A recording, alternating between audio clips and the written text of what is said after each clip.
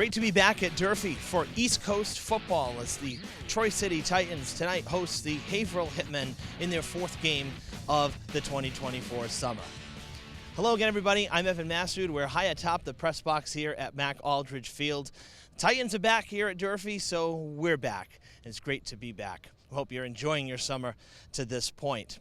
Last year, the Titans, we saw some of their action on the Fred TV Sports Report, which is debuting next Friday, the first episode of the summer. And we got some highlights from Atlantis Charter down the south end where they were playing a year ago. As those of you who watch us know, the Durfee facilities here were undergoing some serious renovations at the end of last school year, so the Titans were not here as their home field, but still were able to find a spot in the city, which is a good thing. But this year, back here at Durfee in a stadium with a press box, great atmosphere, you know, what they consider their home field because they were here for their first season as well. So, and it was a successful one at that. This year, coming into play, this is their fourth consecutive home game to begin the season.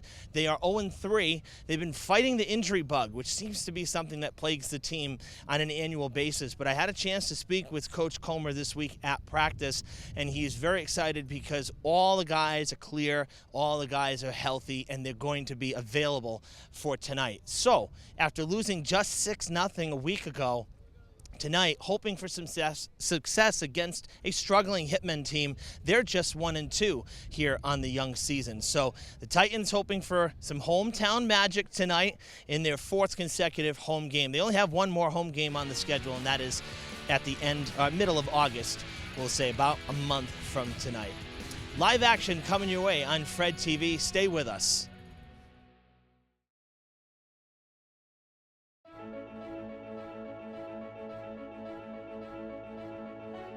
The Gothic Revival-style arch at Oak Grove Cemetery signals the final resting place of some of Fall River's most prominent residents. Since 1873, thousands of funeral processions have passed through these ornate iron gates. War heroes, abolitionists, mill owners, and Lizzie Borden are buried within these walls. Despite fine craftsmanship and historical recognition, the arch was unable to withstand time and the elements, and was in danger of collapse. 10 years ago, Fall River residents voted to adopt the Community Preservation Act, which allows for a 1.5% surcharge on property tax bills. This cherished landmark was saved with funds through the Community Preservation Act. In just 5 months, this time using some modern machinery, local contractors refurbished the granite arch and replaced sections of the gate. A uniquely Fall River work of art and a respectful reflection for the dead has been saved for future generations. CPA funds have supported thousands of significant projects in Massachusetts. Thank you for your continued interest in community beautification and betterment.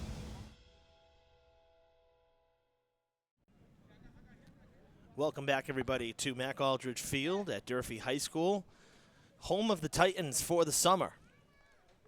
As we have the coin toss. We just did have the coin toss. The Titans have won the toss. They will defer, and they're kicking north with the wind. Pretty gusty at field level. We've had a very strange 36 hours of weather here in Fall River and in southern New England as a whole. Downpours at like 3 o'clock, and now we have sunshine, which is fantastic as we keep pushing the humidity out, thank God. But Haverhill, as I said, at 1-2, and Troy City coming in at 0-3, looking for a win, hoping that this fourth consecutive home game to start their 2024 season will be a good one for them. Troy City in their black uniforms with red and white accents, red helmets. They look sharp. We've seen them in white uniforms as well. I really like these.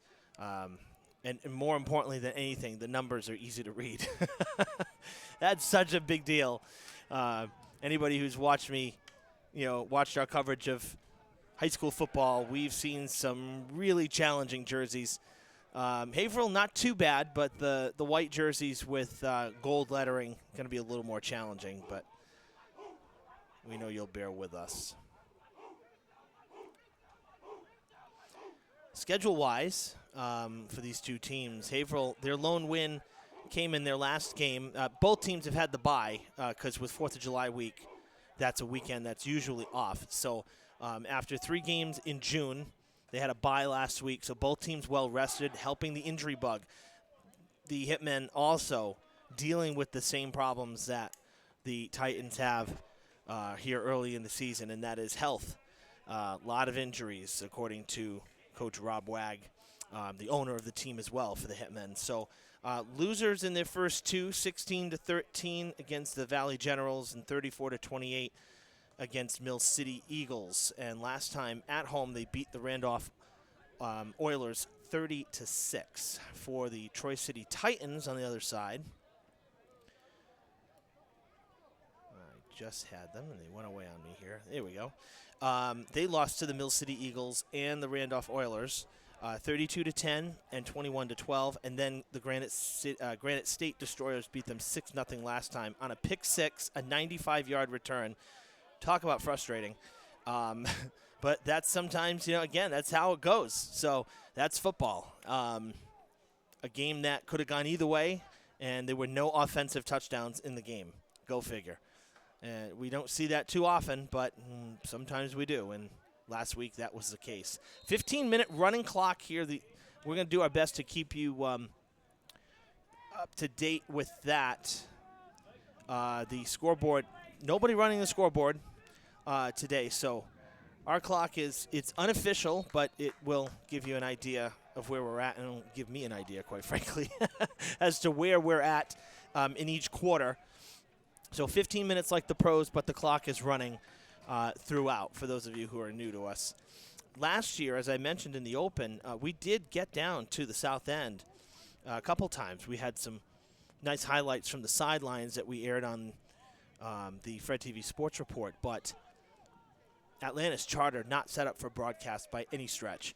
They have basically one set of bleachers about, 3 or 4 rows high, and probably shorter than left to right of the maybe about the size of the press box area here, for those of you familiar with Durfee. Very small. It's just one section. There's no press box there or shelter or anything. So next to impossible to broadcast a game from down there. So, but in keeping good in our working relationship with the team and the fact that we have a summer football team here in the city, we want to make sure we covered them. So we got some good highlights last year, and happy here. We got a whistle, play is dead, and it looks like we may have a false start here to get us going on the first play from scrimmage. Let's see what happens. I saw movement on the defensive side of the ball, but I believe that was because of the false start, and they are pointing in that direction. Our head official there with the white hat.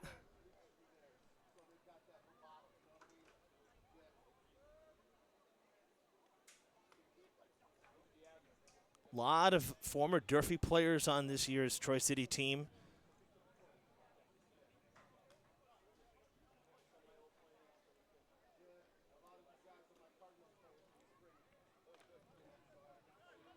Let's see here. Well, no penalty. They just ruled it dead, so we're redoing the play here. There was no penalty.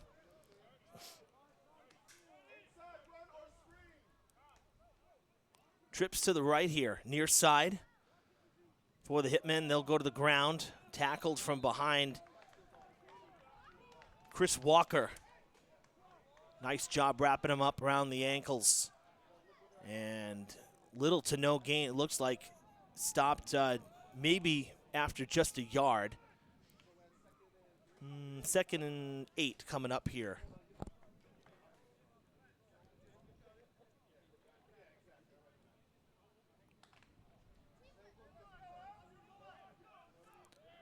As I said, it turned out to be a nice night here. We're in the upper 70s, breezy though. Wind coming in from Wiedemo Street right over the property, so that's why the Titans wanted to kick to the north, kicking with the wind on the opening kickoff. Passing is, the ball is complete there. Nice reception on the far side.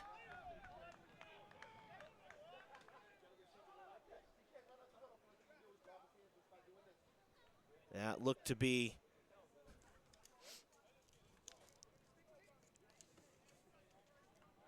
number 13 there for the Hitmen, Brandon Gibb. So that's a first down right around midfield as Haverhill gets themselves kind of out of the hole there after an unsuccessful run on first down.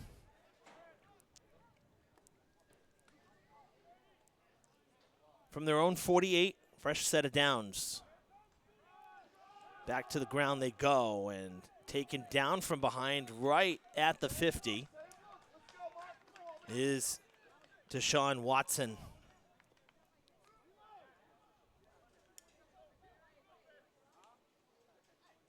Give him 3 on that and officially into Titans territory.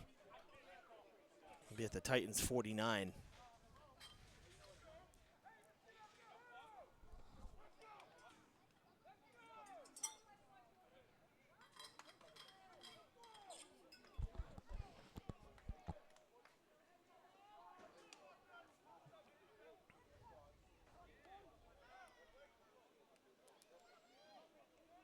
Second and 7.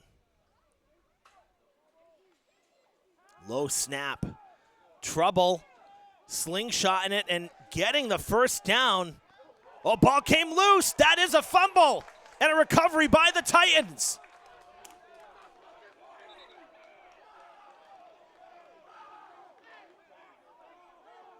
Oh, tell me they're not saying he was down. Or did they blow a whistle when he came back? I didn't hear a whistle, and it's not going to count it. Oh, I don't know about that one. It didn't look like he was down. It was close, but I thought that ball popped out. Again, unless a whistle came through, we don't always hear them from in the booth here. Of course, I got a headset on as well. So but if there was a whistle because they brought him back in the forward progress, they whistled it dead, then the fumble wouldn't have mattered. Tough break there for the Titans. First down for Haverhill at the 41. Back to the ground to Watson. Weaving through traffic up the middle and good for another first down. Nice route there. Got some blocks. Showing some agility. Isaiah Ocasio, the quarterback for the Hitmen, driving the offense. Goes as an 11-yard carry for Watson, and the Hitmen down to the 30. Well, as I mentioned in the open, the Fred TV Sports Report returning this Friday, our first show of this summer. Of course, we'll have some Fribble baseball, Fall River Independent Baseball League. We're proud to be the only media outlet here in the city that gives them any coverage, and we have since I came on in 2012. So proud to be the ones to cover the men's league. We always see some great action from Shoe Park. We have Titans football this week here, live broadcast. We'll recap this game on the show as well. We have sound from Coach Comer as well. What else do we have planned for this week? Oh, something we've been holding for the summer is a special pack, kind of to recap the spring season of Durfee sports. As you all know, we went to Cooperstown with the baseball team back in April for an exhibition game at Doubleday Field, and we did go to the National Baseball Hall of Fame. So we had some interviews. We have a pack that we produced from that we've been holding, and we wanted to share with you this summer. Going deep to the corner, wide open, and it's picked off into the end zone. Coming back out is Makai Baskin. Got to get to the field. And he's out of bounds.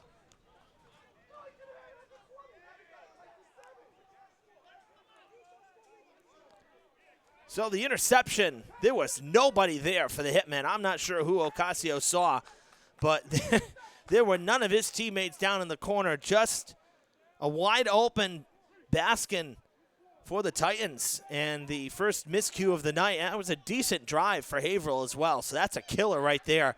because it was a beautiful pass just to the wrong guy. So the Titans will take over, and AC will call the shots as the QB. Number 5 heading to the huddle right now. So the Titans catch a bit of a break as they take over deep down the field in their own zone, their own end of the field, I should say, from the 10-yard line. So you got a long field ahead of them. Of course, we have some regular stops we always go to in the summer, like the Hilltopper Golf Classic. That's at the end of July. We have the poker run, the boats, the cigar boats and whatnot down at the waterfront, put on by the Board and Light Marina. We will be stopping there. There's going to be, just found this out today, very exciting, same day as the poker run, a little earlier than when the boats are taking off.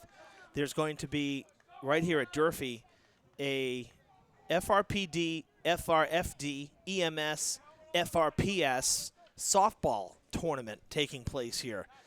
So those 4 groups battling it out on August 3rd. So that's pretty cool. That's something new. We haven't had that here, and so we'll have coverage of that. There was a Durfee alumni baseball game that took place a couple weeks ago as well, just as the school year was ending. So we're going to see that this week on the show, among some other things. So a few teasers. We're also hearing some changes once again coming to Durfee and the conference in which they play in. You all recall for years it was the Big 3, Durfee, New Bedford, and Brockton. And then it switched to the Southeast Conference, incorporating Dartmouth and Bridgewater-Raynham. But we're hearing that there's going to be some changes there once again. So we will be catching up with Athletic Director Brad Buston in the very near future. And we'll hear from him as well. So just working on scheduling that interview to catch up with Brad, who's always great to talk to. Titans with a first down on that last play. They moved the chains, kind of dig themselves out of the hole that they were in. So they're at the 20, 1st and 10, and unofficially about 4 minutes left here in this first quarter with the clock running.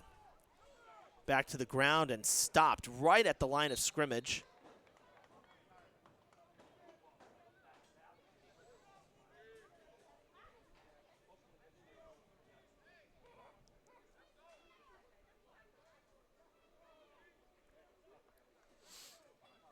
So again, folks, our clock here is unofficial. We're not tied to the scoreboard. Scoreboard is actually off. There's nobody operating the scoreboard for the fans in-house. Of course, the officials are keeping track on the field, but we have this as reference for you and for me.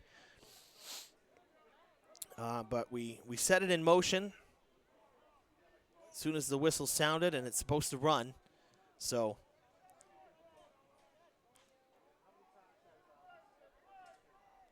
say it's a good estimate. At least it gives us a reference point. 2nd down and 7.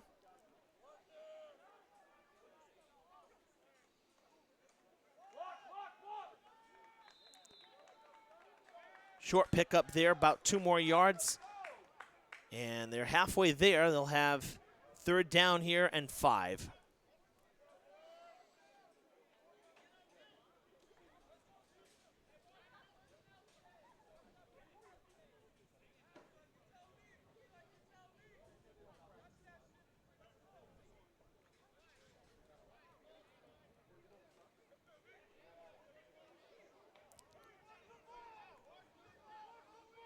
Big play here for the Titans after getting the ball on the turnover, the Baskin interception of Ocasio. 3rd down and 5, a significant conversion here in the early goings for a team struggling to score points. Got shut out last week. I know the Titans, I was on the sideline pregame talking to some of the players and the coaches, and they really amped up after 2 weeks off. Almost picked off and then dropped by Kevin Vega. That's tough. It wasn't, I don't think, intended for him. There was another receiver crossing where it was almost first picked off, but then Vega was there, but I don't think he was expecting it and not able to come up with it. So tough break for Troy City. They will have to punt it away. And it looks like it's going to be Corey Barrows, number 6, heading back to punt. Watson is back deep for the Hitmen. Can't see, he's on the far side. I cannot see who is on the near side, but I see Watson, one of the running backs. We saw him in their first series. Good snap. Low punt, tumbling though, and a favorable bounce. That'll do. Ball dead at the 38 of the Hitmen, so that'll work for a low punt that could have been blocked or tipped. Titans able to take care of it and get the luck of those tumbling, when the ball tumbles like that in the forward, sometimes if you hit it just right, sometimes the lobe of the ball there, the two ends, sometimes it'll hit and it kind of just stick, like a chip shot in golf on a wet green when it lands. And sometimes it's hit or miss. It'll either stick and pop up or pop back, or in this case, you get lucky and it'll continue its forward momentum, and that's what happened for the Titans. Again, unofficially, clock rolling down here to the zeros, but of course we'll continue to play until the whistle sounds from the officials. But if we're running the clock, 15 minutes in the books, first quarter nearing an end. 1st and 10 for the Hitmen, their second series from their own 38.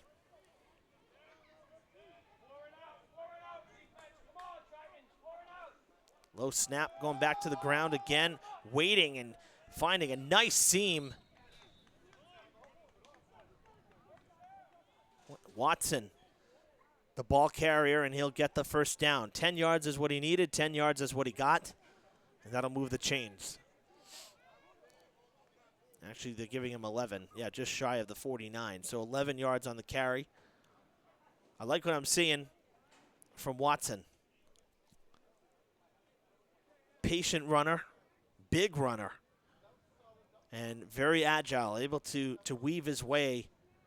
It's one thing to be able to sweep and go outside and use your speed to get by defenders. When you can get the blocking and weave your way and find lanes through the pocket as a running back, you're going to be very successful, whatever level you are.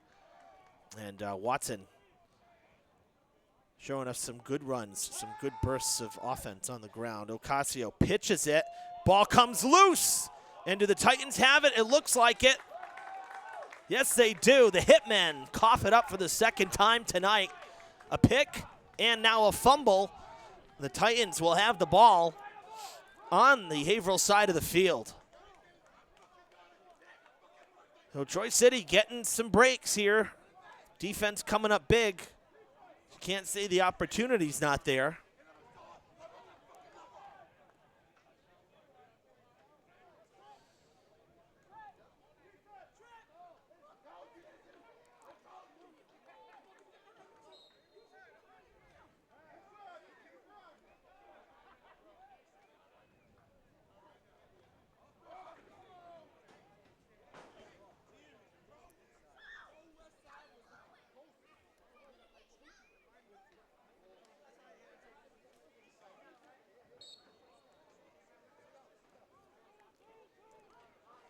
So the Titans, from the Haverhill 47,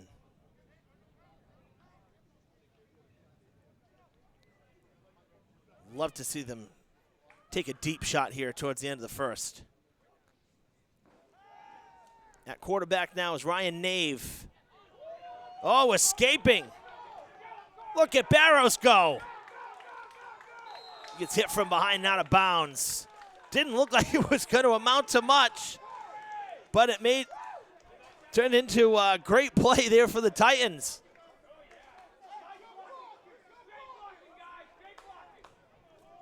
Good blocks, and he got to his feet. Barrows powering his way down to the 25 on a 22-yard catch and run.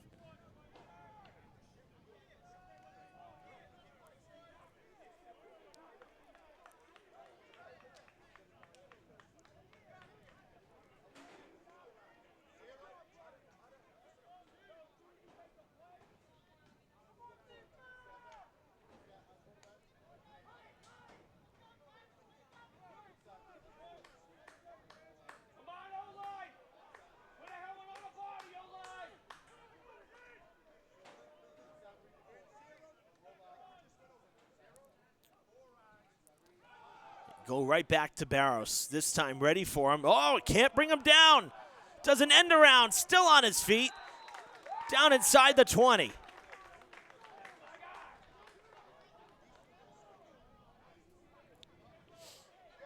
Seven-yard carry. It'll be 2nd and 3. And the Titans in the red zone for the first time tonight.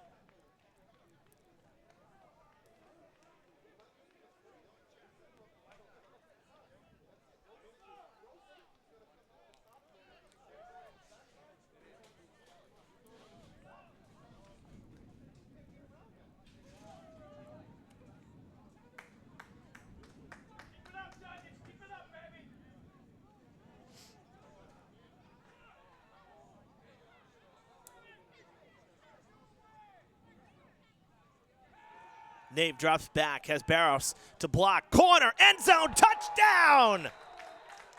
Nave connects with Vega. And the Titans are on the board first. It's 6-0.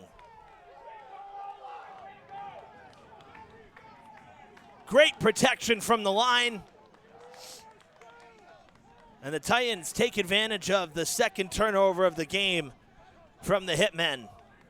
They strike first here in week 4.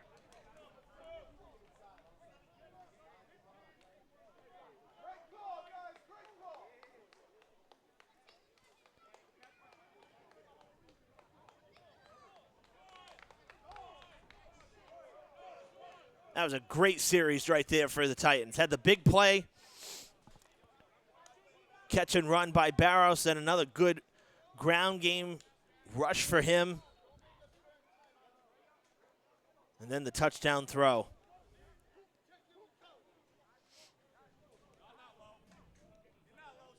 Adam Reese, the kicker, will attempt the point after.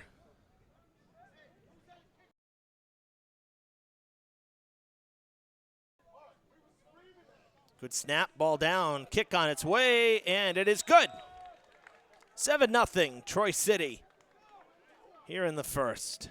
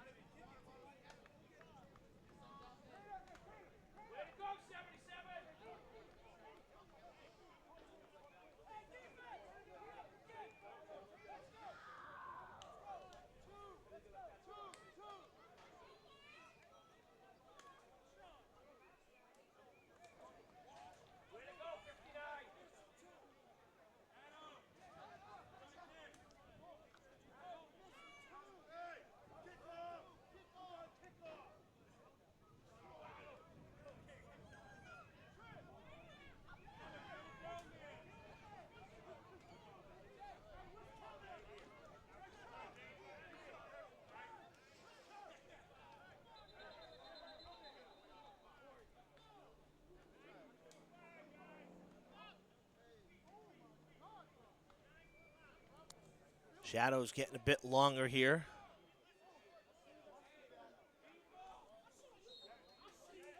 As the sun begins to set.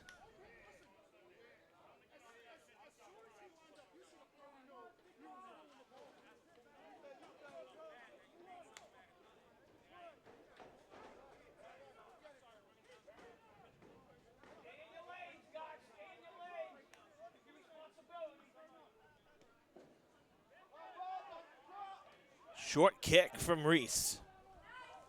And a nice tackle right there. Said Shadow's getting longer. It makes me think of the Peter Frampton hit, Baby, I Love Your Way.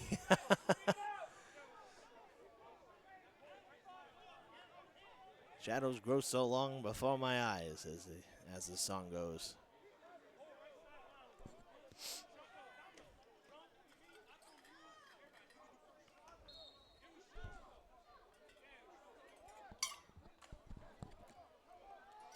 So with the shorter kick, they avoid the guys back deep, which included Watson. And the Hitmen will take over from inside the 40. Looks like they're right at the 43. So good field position. And they go right to the ground. Tripped up, but a good burst of speed. That was Watson again. So I would say look to him now. He's settled in nicely, and the Hitmen are getting production on the ground. So look to him to be the playmaker on offense for Haverhill. You see there right at the top of your screen in the black T-shirt moving to your left, that's the owner and head coach this year, Rob Wag, taking over the coaching duties as well this season, his first year coaching.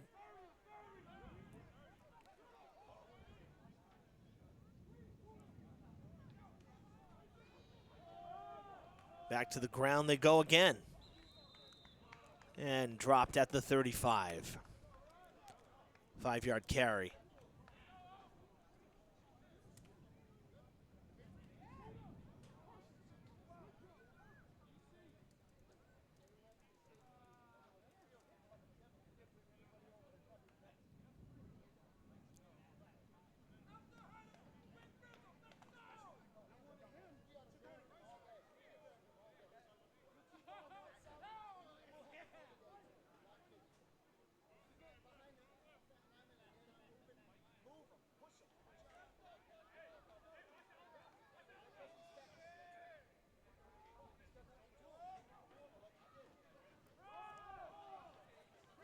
Coming back this direction, wrapped up.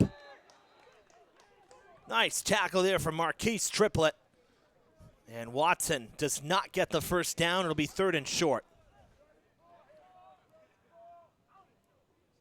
Watson a bit slow to get up there, wrapped up and kind of was pulled backwards, might have rolled over a bit on the ankle.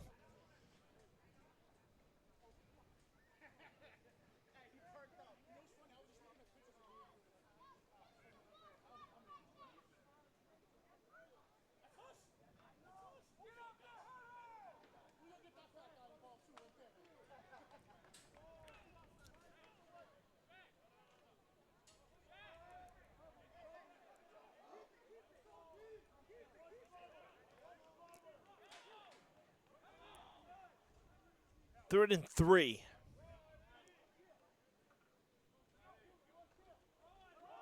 Back to, that's not Watson. That time they went to Jones. And Jones is going to be 2 yards short, only gaining a yard. But 4th and 2, this spot in the field, I would imagine the Hitmen are going to keep the offense out there and try for it.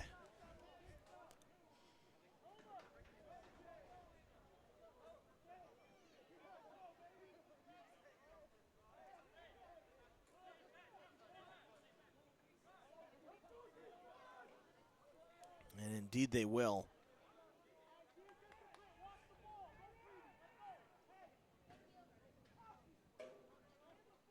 Watson, after leaving for a play, when he got up kind of slowly, that's why Jones came out last time for the 3rd down play. Watson is back in there, number 4. So if they're going to go to the ground, which I would imagine they will, they're going to go to Watson.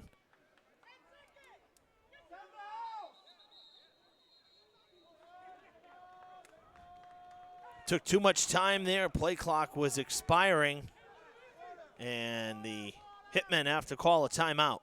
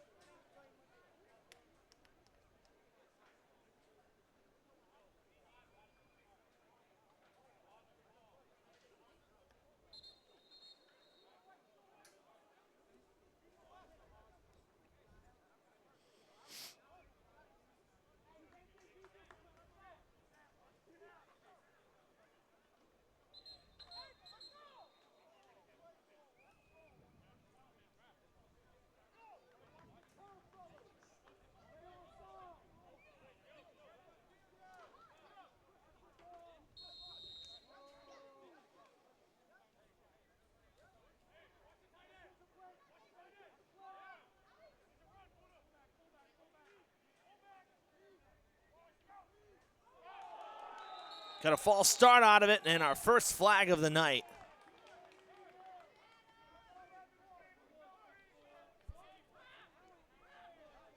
That's a big one. You know, that's a tough break for the Hitmen. I mean, as it is, you're looking at a 4th and 2. You're trying to draw up the right play. You have to call timeout because you're not ready. And then you get hit with the 5-yard penalty. So now 4th and 7.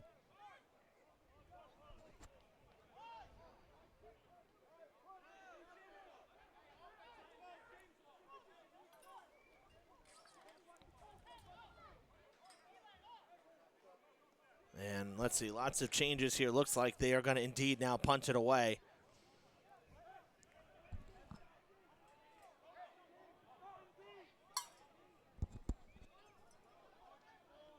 So very costly. Hitmen lose a timeout, and now they will give the ball back to the Titans. Kicking into the wind.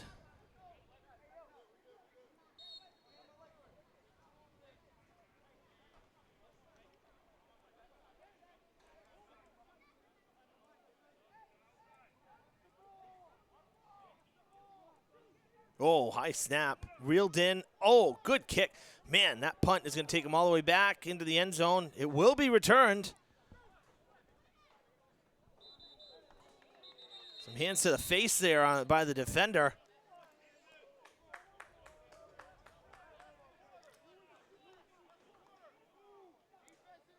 And with that, the first quarter coming to a close here at Mac Aldridge Field. And a good first quarter for the Titans, at least. They got the ball on 2 different turnovers. And here on a punt, thanks to the the false start on 4th down.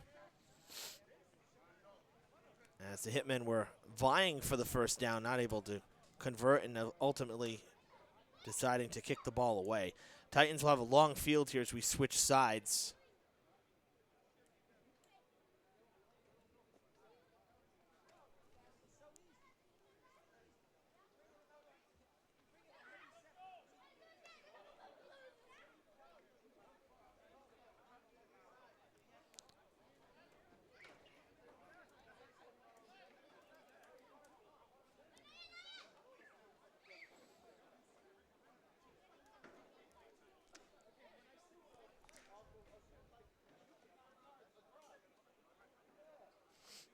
Titans will begin the drive here from their 14-yard line as the second quarter begins.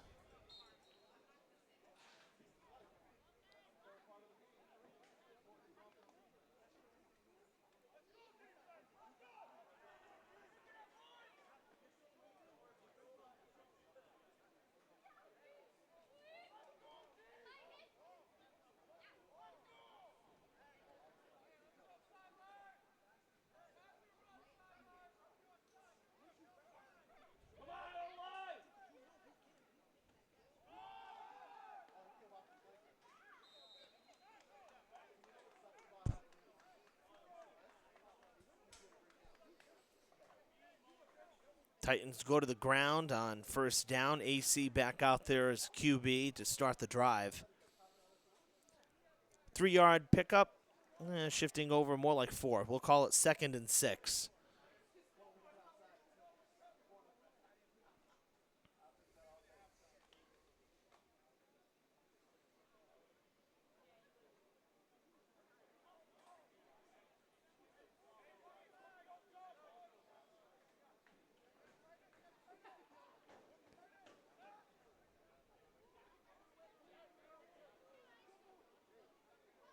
Comer still calling some audibles as he's under center. Hands it off. And falling across the 20. A couple yards short of the first down.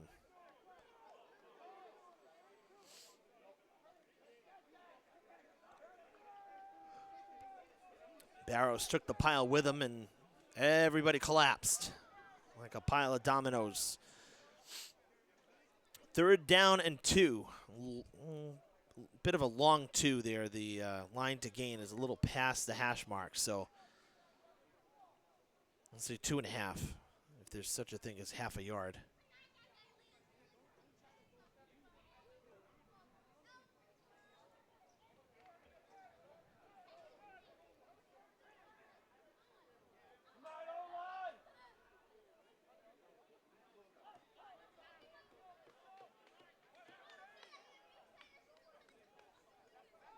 They hand it off and stopped. Looks like Moises Edouard is going to be short by maybe a football. Oh, it's going to be awfully close. I hope they measure. AC's calling for first down. But I think they're going to have to measure, and I think they're going to be just a little oh, they're giving it to him. I mean, the angle's tough from here, obviously, but Haverhill wants a measurement. It's all where they spot the ball. And that's it. It's a first down. Moving the chains. Hitmen don't like it, but that's what it is. They're not getting a measurement. So good dive forward right there from Edouard. Wearing number 31 this week.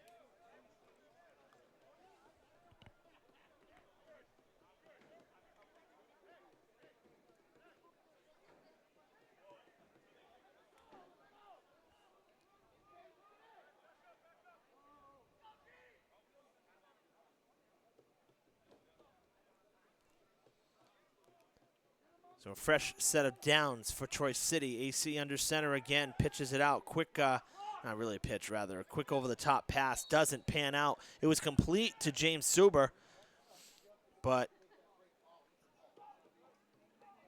as soon as he caught it,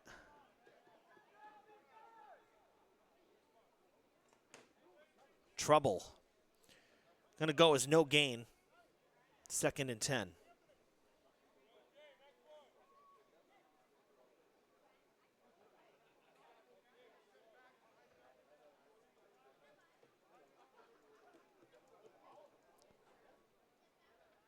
Remember, folks, all of our live coverage for broadcasts, whether high school or here in the Titans, we live stream on our Facebook page, Fred TV Sports. Be sure to like and follow us if you haven't done so already.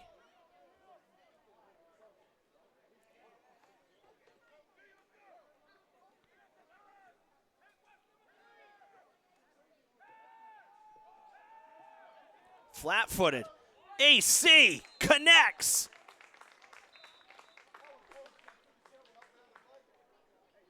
That's former Hilltopper Antonio Fonseca.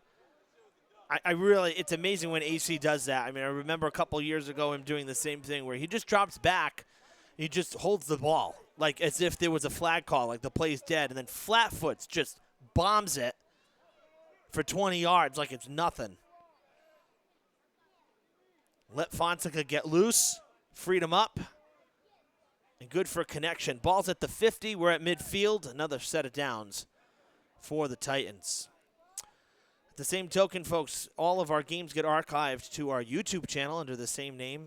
You don't need an account, but if you have a Gmail and a YouTube account, be sure to click that subscribe button on our YouTube channel as well.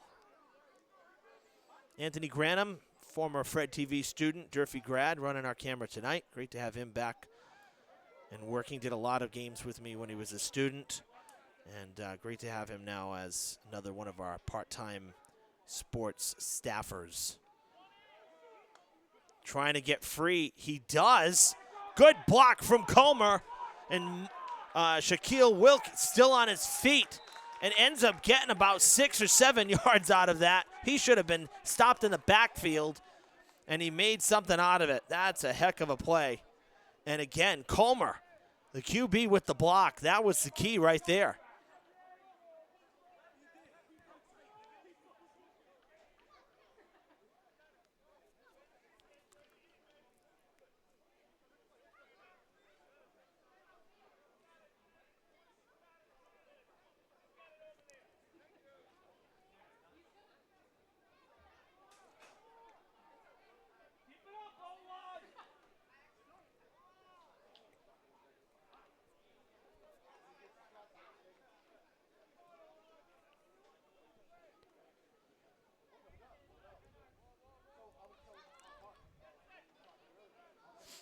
give him 7, even though he had to run probably about 27 just to pick those up between side to side, but ends up working out for them. So 2nd and 3 now. Stopped at the line was Jay Souza, another former Hilltopper.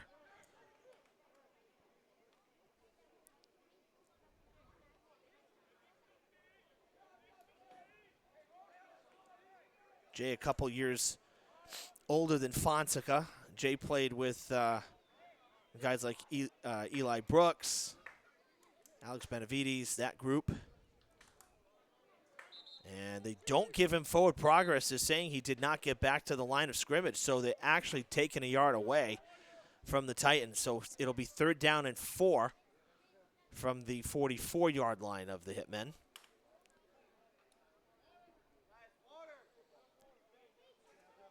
Tim Ponte on the right side of your screen there, the helmet off. His brother, another, of course, Tim, another former Hilltopper. His brother, one of my classmates, Cliff Ponte, who's city councilor.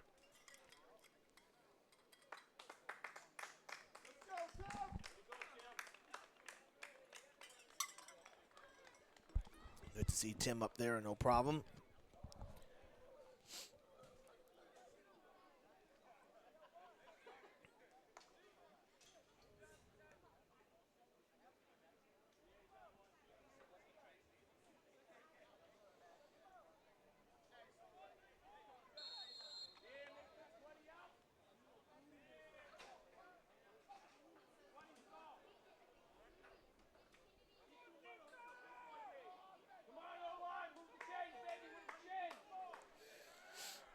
Another key 3rd down here for the Titans.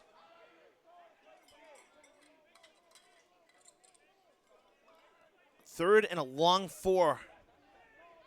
Ball is a little behind that hash mark again, so not quite 4, not quite 5.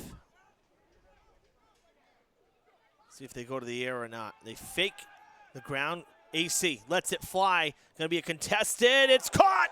Oh, big collision on the tail end, but it's reeled in. Down the field and into the red zone. Go the Titans. And that was AC Jr. with the catch.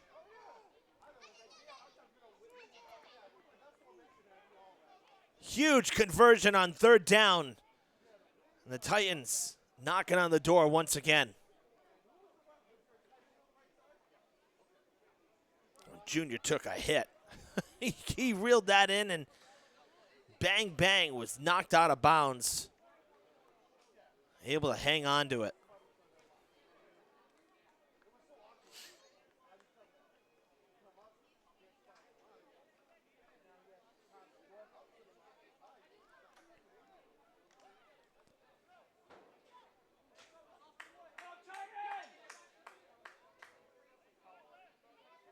AC staying out there.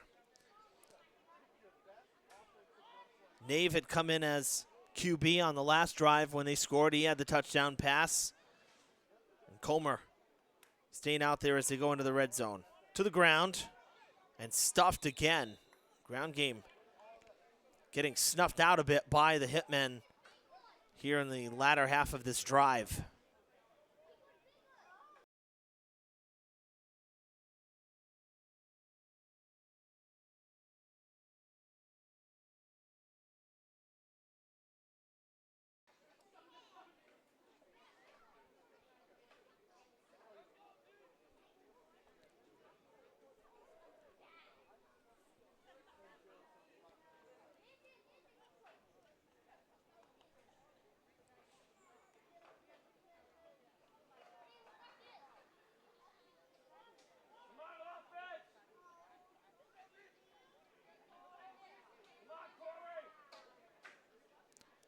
Second and 10, no gain on that first play.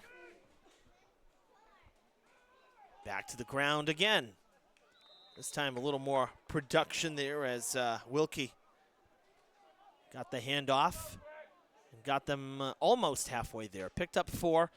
They need 6 for the first down, 8 for the touchdown. And Nothing to be too nervous about here because it's clearly 4-down territory, number 1. But I would be focusing on all that red turf and not the first down marker here. Try to get in the end zone. Stacked up way on the left side of the field, so there's a lot of room on the right side if somebody can break free. Not a lot of room, obviously, to the left. They're right up against that left part of the pocket. Here we go. Went to Barros. And do they get there? No. Short of the first down.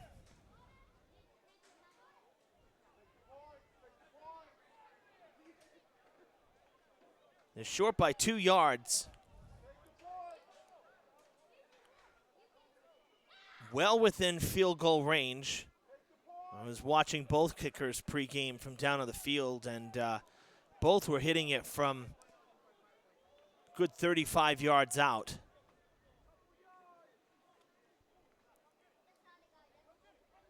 Two yards from the first down, so it's 4th and 2, 4 yards from the end zone. And it looks like they're going to go for it here. Hopefully this doesn't be a costly. It's a gamble anytime you do it. Throwing a flag.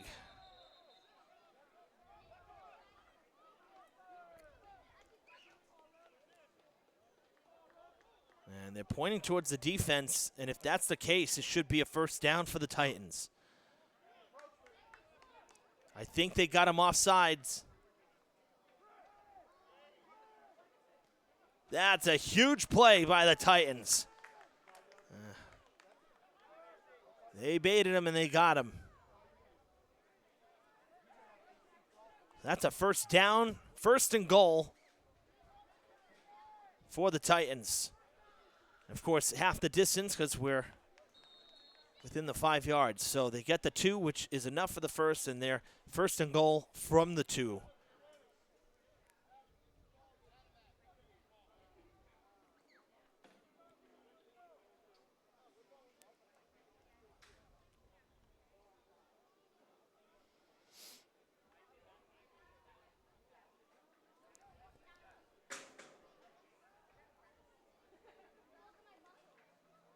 They hand it off. Oh! Tripped up at the knees was Edouard.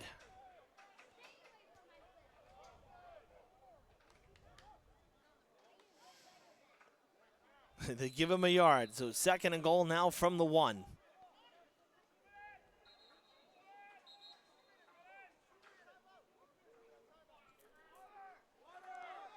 Timeout on the field.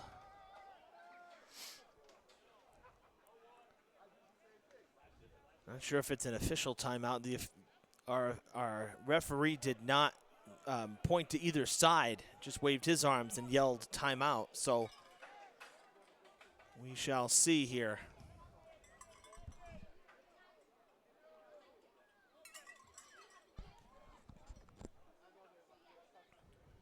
Titans lined up, ready to rock. Whistle sounds and the clock would roll. 2nd and goal. And Barros is in. Touchdown, Titans. It's a 1-yard run for Corey Barros. The Titans with 1 in the air and 1 on the ground. And what a drive. Over 80 yards. Nearly the length of the field. There is a marker down, though, in the end zone. There's a flag. We'll see if that came after or before. Our officials deliberating here in between the players. We'll stay on our man with the white cap and see what the call is. Are they going to take it off the board? Let's see.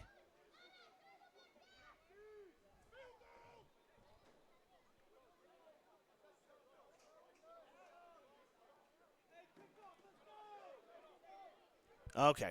So they're going to take...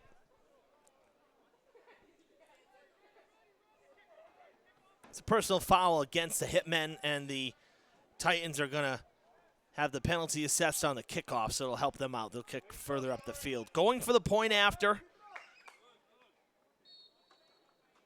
AC will hold once again for Reese as the Titans try to go up 14-0.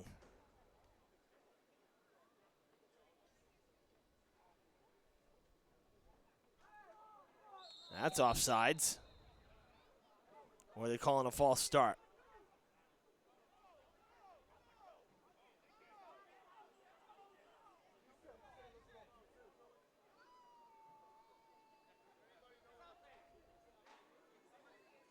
So they'll move up.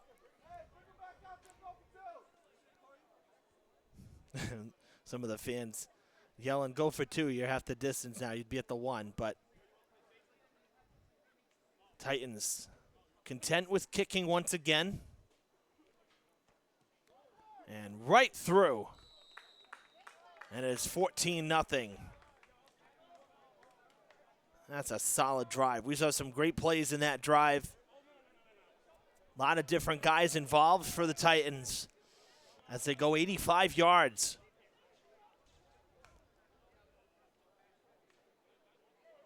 And that was a long drive as well. Killed a lot of the time.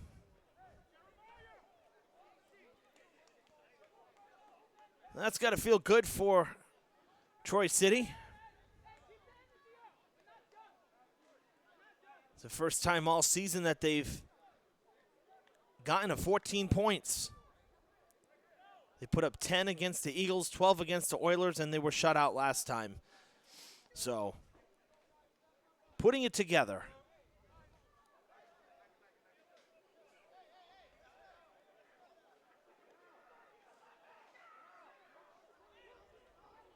And man, it's really, I mean, it's still a little muggy out, but it has really turned into a nice night here at Mack Aldridge Field. As the sun officially behind the trees. 76 degrees. But most importantly is that the dew point is starting to fall. I mean, we still have a lot of humidity, but it's starting to fall. And now here we go. They're moving up to kick because of that personal foul. 15 yards, you kick from the 35. Well, in this case, kicking from midfield. Always very strange when we see this.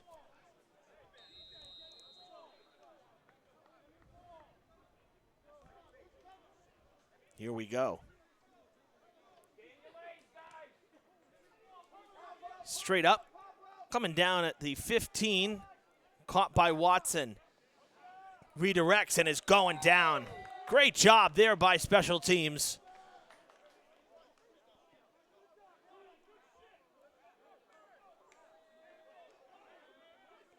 Not a whole lot going on right there.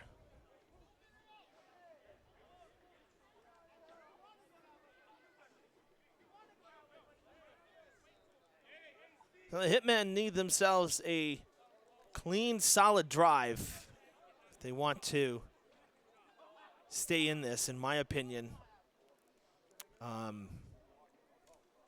Was really, they had, their first drive was pretty decent, the opening drive, but then they threw that interception, and it really has not gone well for them since.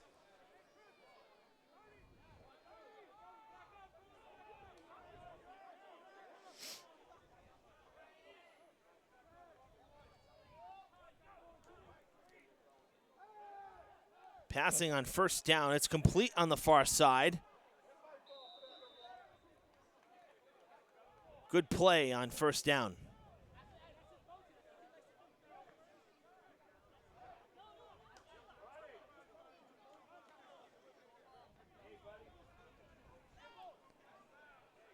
Ocasio connecting for about a 20-yard gain there.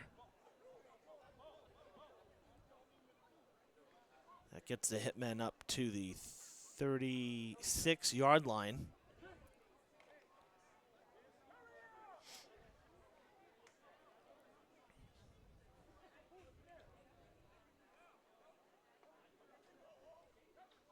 That's the last time the Titans played here 2 years ago. The field was the old turf, which was in horrible condition. We all know that. Incomplete pass. So players ecstatic by the quality of the the new field here. Heard from quite a few of them at practice, including coach and quarterback Anthony Comer.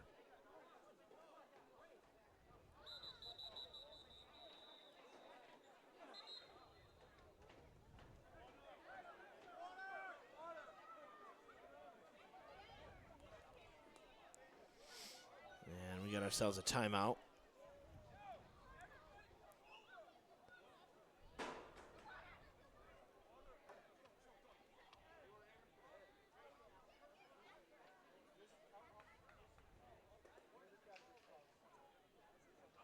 Talking about the Fall River Independent Baseball League earlier. We'll be getting to Chew Park on Tuesday. Weather looks good. So looking forward to that. Only 4 teams this year, which is disappointing to see, because I remember when I started, there was, I think we had 8 teams, 8 or 9. There were quite a few teams, a lot of players. So disappointing that there's less and less. The biggest thing is that the Brewers, who had some serious success in the league, over the last, I want to say 7 years or so. They did not return this year, those guys. So disappointed by that, because they were a great team. But it is what it is. The Braves are back, of course. The Dodgers, who have had some really good success, of course. Casio takes off. Doesn't go too far.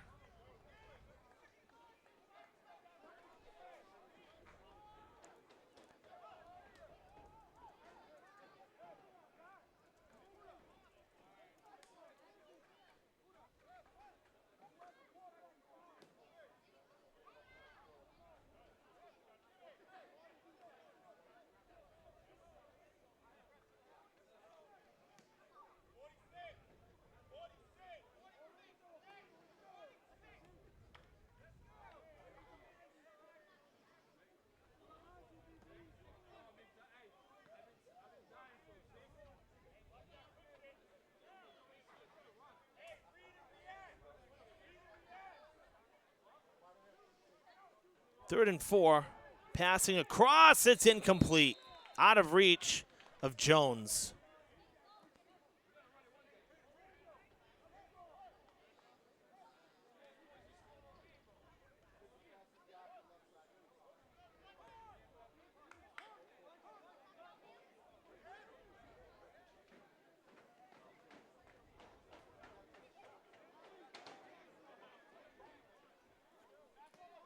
So 4th down, and they will have to punt. Getting back to Fribble.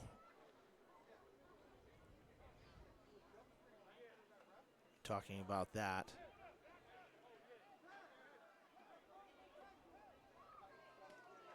Great to see the Dodgers. They were a great team last year. A lot of those guys been in the league for a couple years now, and they were the champs last year, defeating the Braves. And so they're back as well. The Twins, who've been around, they're back. And the Smokies, they've come back as well. So there's a 4-team race. Blocked punt! The Titans going to have great field position.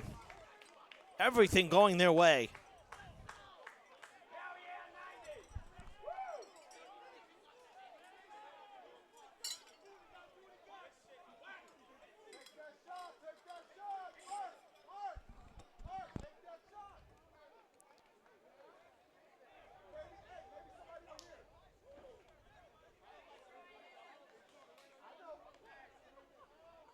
Something else mentioned that I forgot to mention is we have a rather large pickleball tournament that is happening next weekend, Saturday and Sunday, down at Lower Kennedy Park. And so we'll be stopping by there as well to get some interviews and some footage of that. Sport has really taken off, and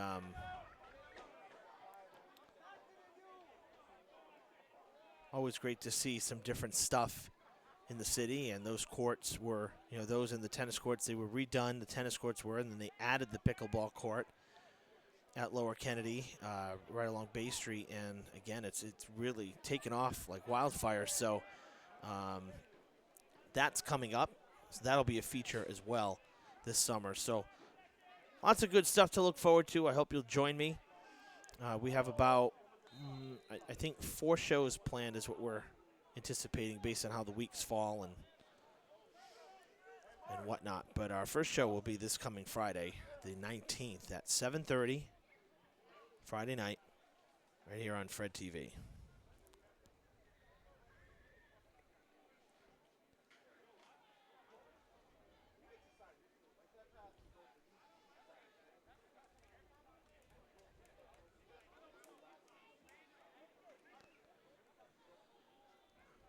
Second and 10 after the incomplete pass.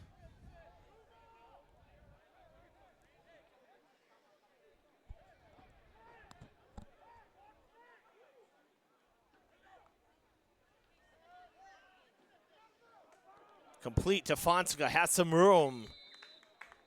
And steps out of bounds. But before the first down marker, he's going to be short. Had defenders coming in on him, but it looked like there might have been a little more room for him to go. But electing to jump out of bounds and not take the hit.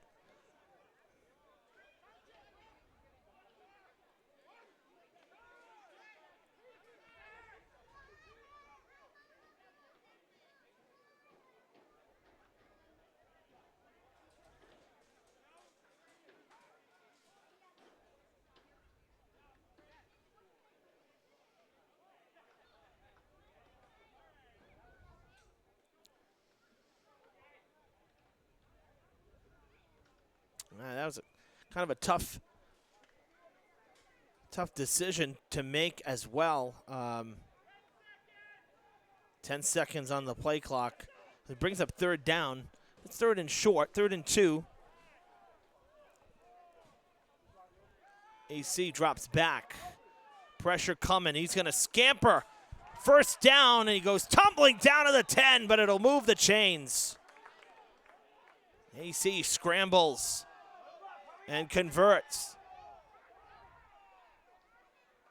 They spike the ball.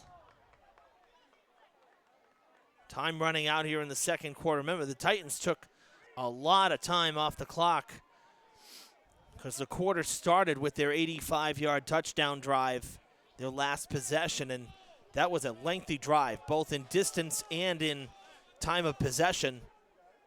So having to hurry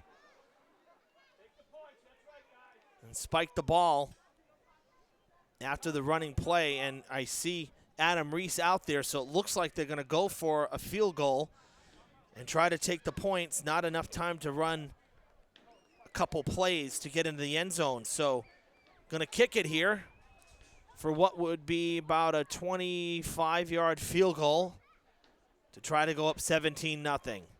Kick on its way with power. It's good. It hooks inside the left upright. And the Titans up 17-0. I'll tell you, the Hitmen came charging from the from the wings there. Almost blocked that one.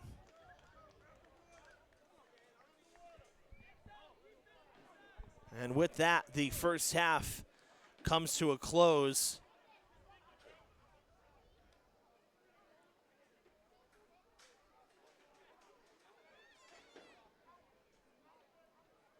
With the Titans up 17-0 here. Really impressive. Looking strong here in their 4th game of the season. So we will take the break, as do the players, and we'll see you for the 3rd quarter here live from Durfee High School. More ECFL football coming up.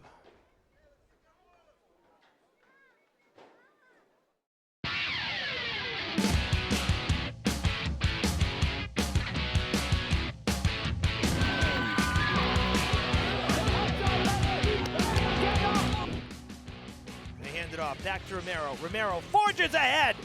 Touchdown, Hilltoppers.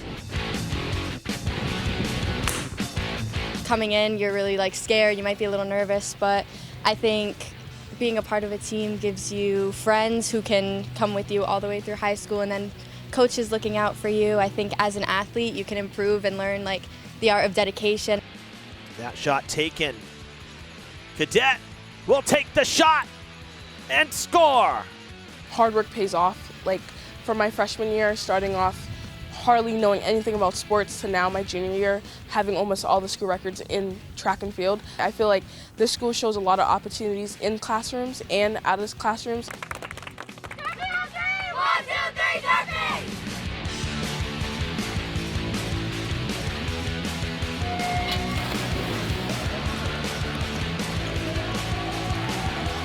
High flip to Espinal. Open three. Got it!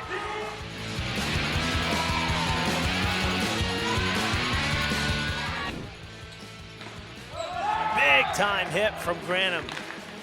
Durfee has such a great community, such great pride. We're people who love to be here, we love to compete, we love to play, and it's such a great opportunity. Corralled by Camara, full steam ahead. Weaving through traffic, takes the shot, and it's good! Camara, coast to coast! I've made a lot of great friends playing sports. I really appreciate how it fosters a community amongst all of the athletes, even in between sports seasons. Good pass up the field, gets some good backspin on it, and it is a loose ball! Shot, and it's good! To tie it. It's good! Medeiros on the PK! You have a lot of support and a lot of people around you. It's a good environment, especially the sports teams. Great. O'Connell with the three, and the lead is over 30. I know how much pride it takes to be a topper, so it made me work harder so I can be more successful.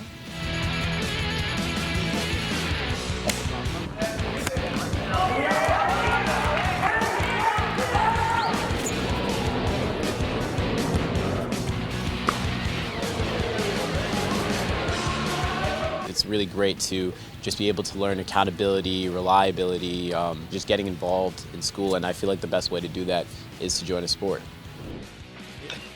In the air in a deep left field. Coppola heading back at the wall. It's gone! 3-run home run for Montilla, and it's a 2-run game.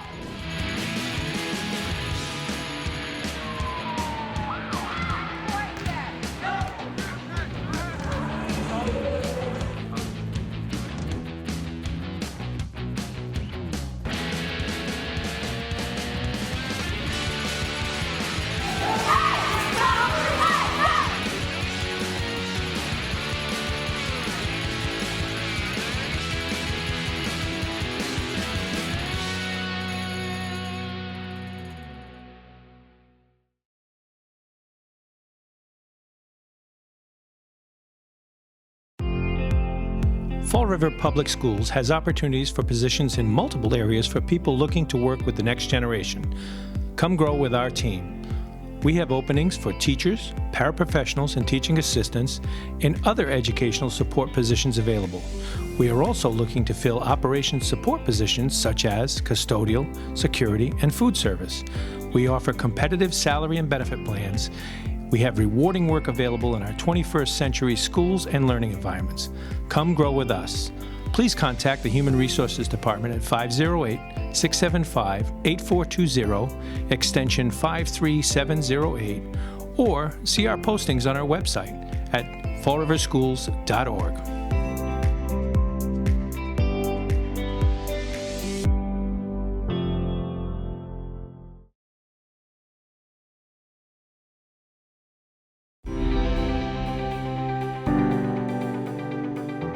The School Administration Building at 417 Rock Street was built over 100 years ago by craftsmen from around the globe. And Mr. and Mrs. William Brain, mill owners, raised their 9 children in this statement home. Decades later, the property became too costly for a single family and was gifted to the Fall River School District. Architects reconfigured the 22 rooms to accommodate administrative staff. By 2018, this historic structure was compromised, eliciting mold and water damage. Once dubbed the last big house on the hill, this extraordinary piece of architecture was in poor condition. Care was shown to restore artistic elements, including the circular railing and banister, chair rails, crown molding, antique and oak flooring. And the building is now handicap accessible. Roof work was the primary concern for the Brayton House. This new pitch surface directs water to a modernized drainage system. 10 years ago, 4 of our residents voted to adopt the Community Preservation Act, which allows for a 1.5% surcharge on property tax bills to incentivize history, travel, diversity, and recreation. CPA funds have supported thousands of significant projects in Massachusetts. Thank you for your continued interest in community beautification and betterment.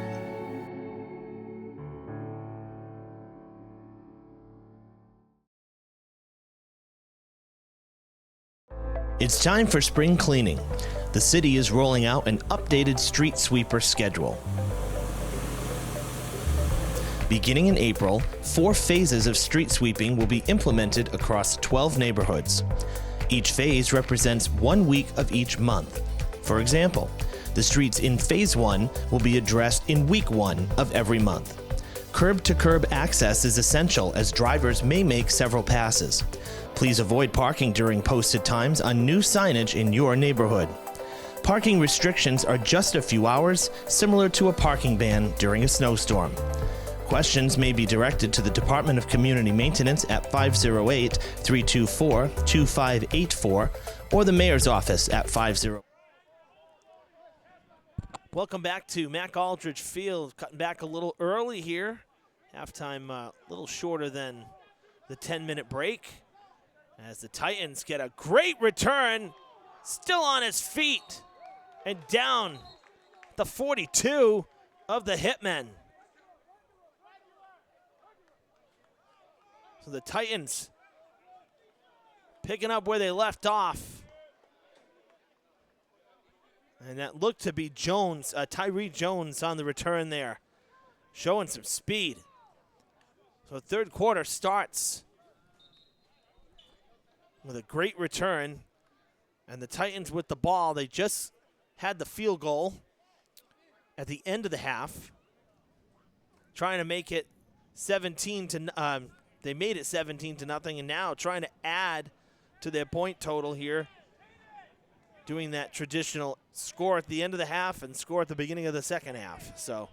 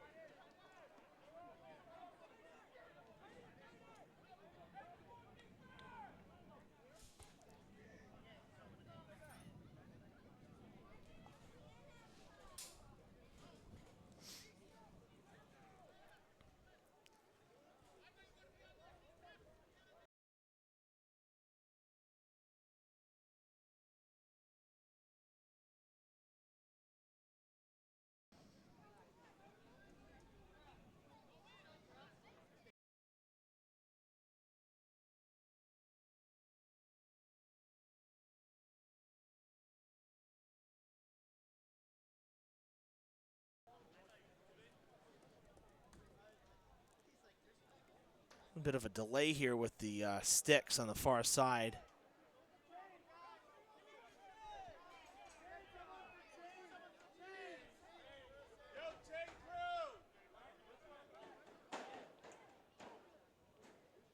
Nobody to run the chains on the far side. Not sure what happened to the guys that were running the chains in the first half, but got a volunteer coming on left side of your screen. There you go. Get her done. Next man up. All right, so they'll move over to the 42.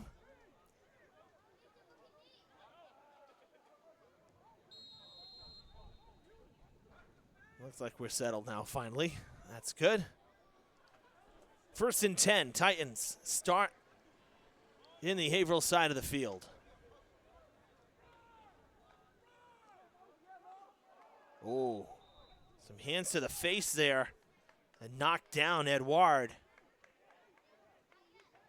Took a stiff uppercut there almost.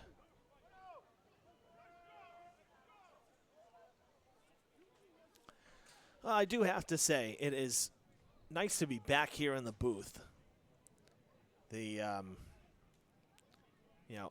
Believe me, I always enjoy baseball, softball. We saw some decent games this year. Baseball especially, making a run and dethroning Taunton, dethroning the champs. We saw a nice win on, we'll call it Steve Winarski Day.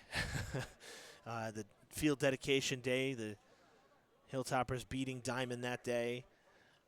We saw, some home runs. Let's see how the ball travels up in that stadium. So volleyball ended up making a good run, finishing the year strong, and had a really tough loss. And they won a playoff game and they lost against BC High, but they played their you-know-what's off in that game against the Eagles. That was an amazing match. The fact that they got swept doesn't even begin to tell the story of how that match went. Definitely a crushing loss. Coach Kelly and I were talking about that the week after, and he says, I haven't seen a better game in years, and we lost it to boot. So there's been sloppier wins that they've had. That's how clean they played that game. They just couldn't close those last couple points in each set, and that was the difference. And interestingly enough, the perfect New Bedford Whalers ended up getting pounced on. We outplayed the Whalers after they beat us twice in the regular season, head-to-head, because the Whalers went to play BC High in the next game, and the Eagles just took care of business. So, but in any case, as Barros continues to lead the charge, another first down. Great to be back in the press box. It's tough doing baseball and softball because we don't have a true booth or anything. We just have those canopies, and that's not shelter. It's not a structure like a press box to work in. And to have a counter and to have power outlets and protection from elements, it's great. So it's nice to be in the booth. Not to mention, when we were finishing up the spring season, the pollen was just disgusting, chokingly bad. So everything, the computer, the mixer, the camera, everything's getting covered in pollen. Another challenge to deal with. But it's great to be sitting in the booth and, being above ground level because we're here above the bleachers and good vantage points. I don't want to rush the summer, but I do really, truly enjoy the fall season a lot. We have more sports to choose from, different variety of sports to choose from. As the spring, it's volleyball and baseball, softball. In the winter, it's hockey and basketball primarily for broadcasting. But in the fall, we have soccer, we have field hockey, we have volleyball, and we have football. So there's a wide array of sports and whatnot. So I always do enjoy doing fall sports. I think probably the most, just for that reason, because of the variety. And it's a long season, and it counts down, the fall for us. We go all the way to Thanksgiving with football, and then we jump right into, a quick week of winter sports before the holidays, and I just enjoy the time of year. Getting backed up is Edouard on his second consecutive carry. They will give him a yard of forward progress. It'll be 3rd and 5 from inside the red zone.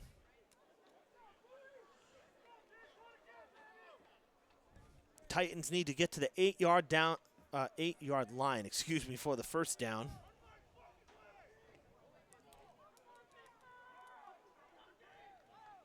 That would make it 1st and goal.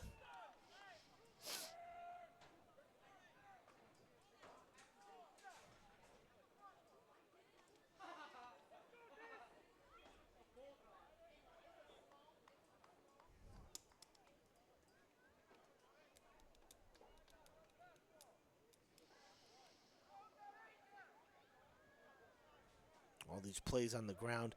Nave, by the way, back under center. So AC on the sidelines. Nave, the QB here on this drive.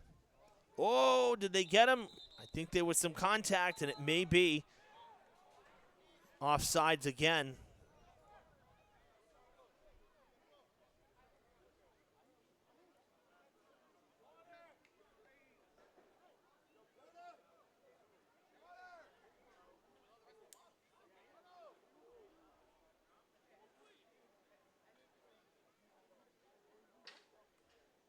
No, my bad. It was actually a timeout called. So no flag. Timeout called on the field. I was literally just about to say that the Titans, they've had a lot of running plays that have kept the clock moving. And just as I was about to say that, here comes the timeout.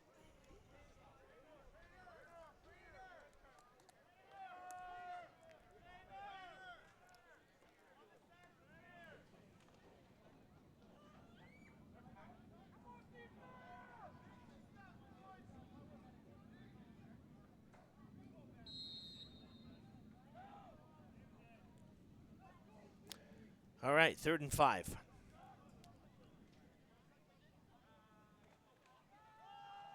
They hand it off. Edouard puts the shoulders down, dives towards the 10-yard line. That's going to be not enough. Going to be short by about 2 yards.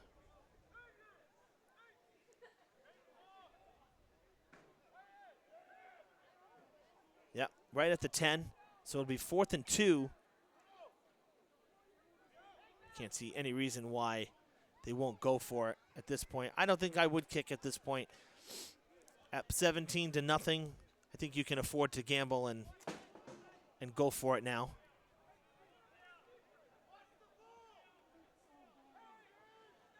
Nave has 1 touchdown pass in the game. It was the first touchdown of the night.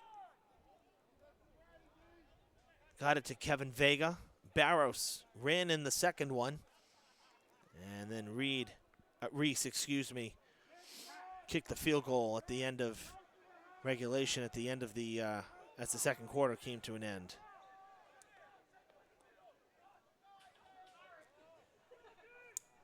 Fourth and 2. Tipped. Incomplete. And it is a turnover on downs for the Titans.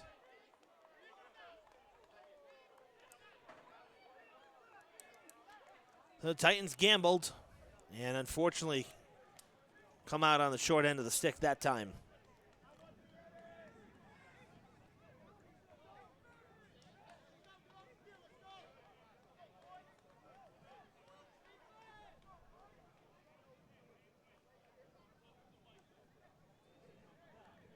So is that maybe the spark that the Hitmen need? We shall see.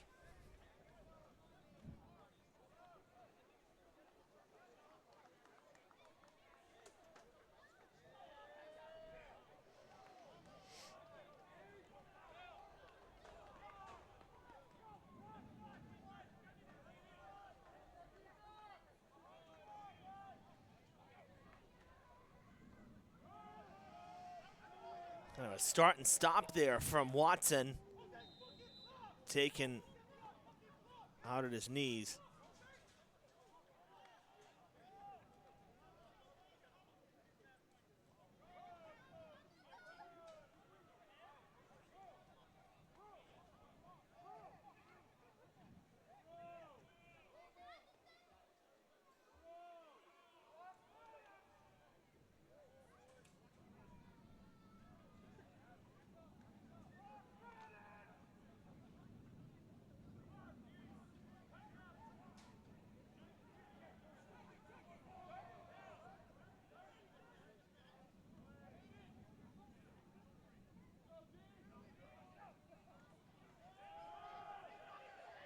Oh, Casio deep, it's incomplete. The flag comes in at the back end of the play, back in the line of scrimmage. That's a shame too, because 2 receivers were there. They never turned around for the ball.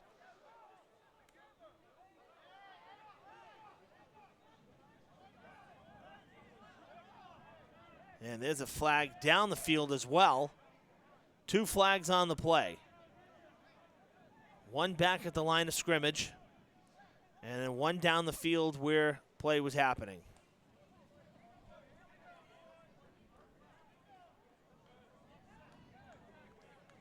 Going to replay the down, offsetting penalties. Offense and defense. Oh, Casio gave it a ride.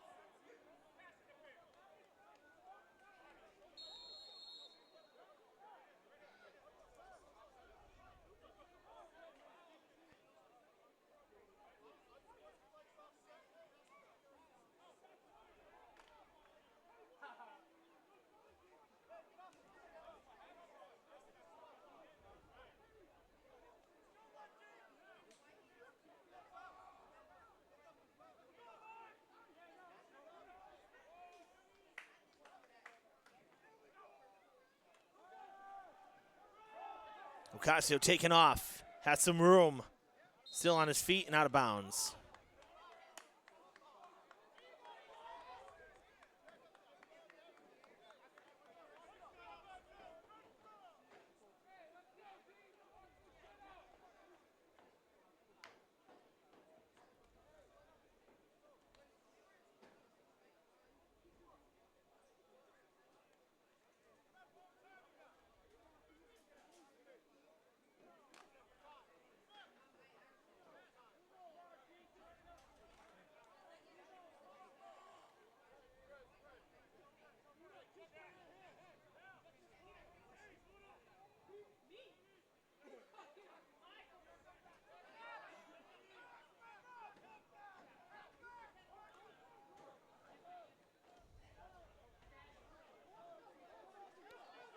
Running pass. Oh, man, what a hit. Oh, that was scary. Both guys okay, but man, an ugly collision.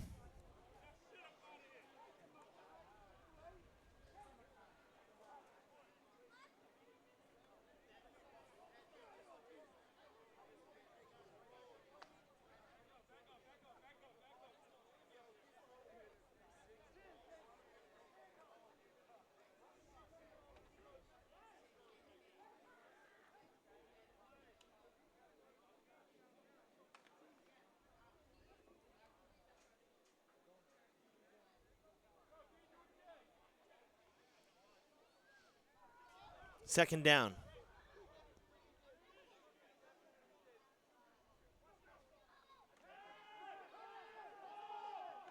Caught, far side, diving forward, short of the first, but a good pickup there. I'm going to say about 8 yards.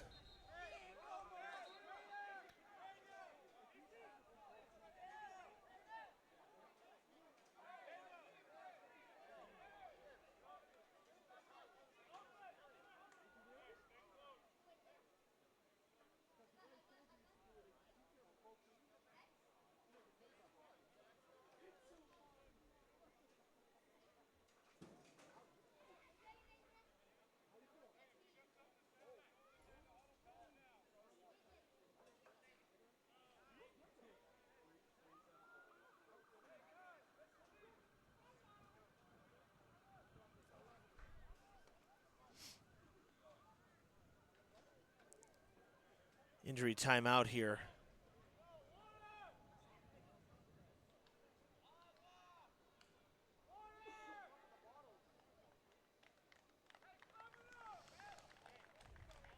AC Jr. being carried off. That's never a good sign.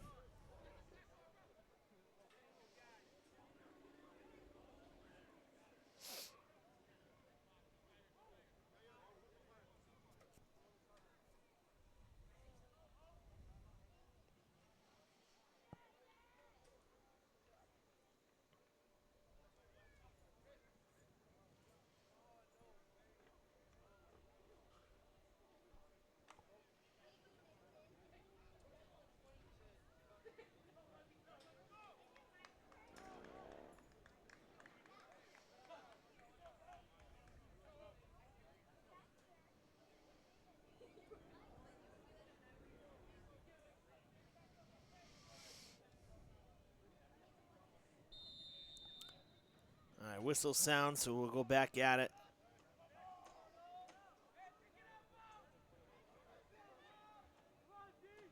Third and 2. Ocasio drops back. Flag coming in.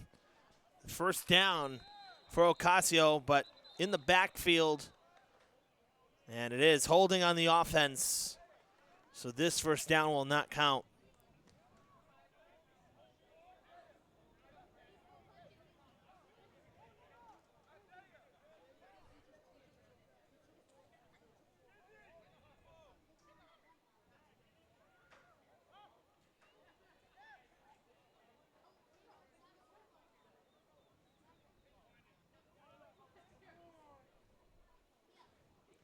A 10-yard penalty, and that hurts a team that really needs some help right now offensively, and this drive has been great.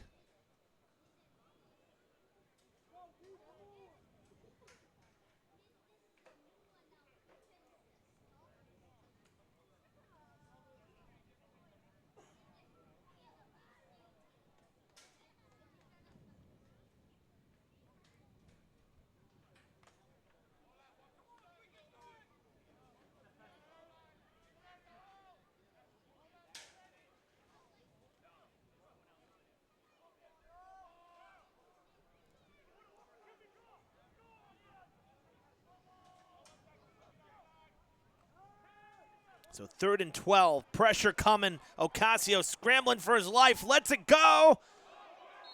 Is it caught? Titans say incomplete. We're still waiting for a call from the officials. Nobody has owned this catch or incompletion.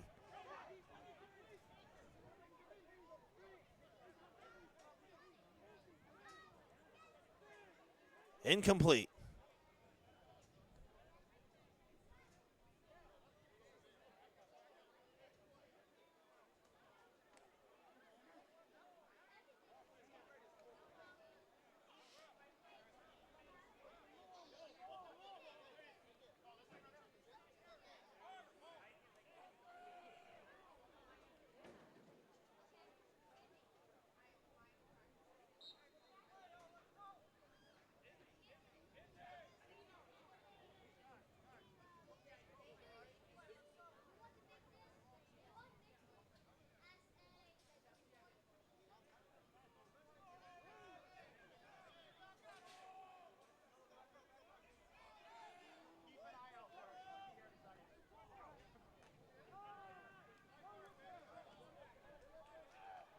Ocasio lets it fly, going deep, end zone, batted away on 4th down.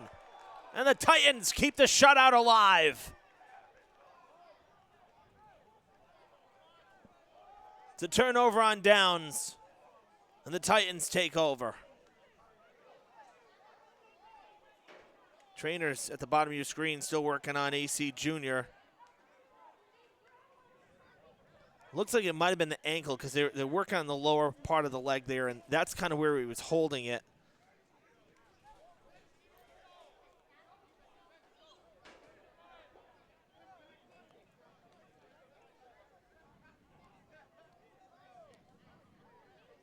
Hopefully nothing too serious. Had a great catch earlier in the game.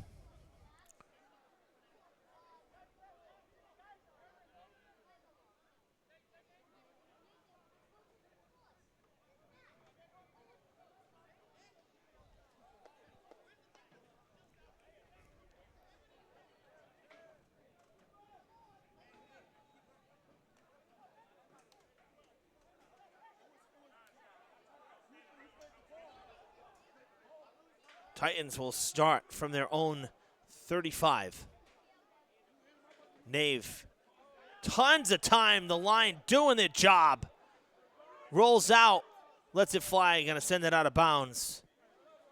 Nothing else to do.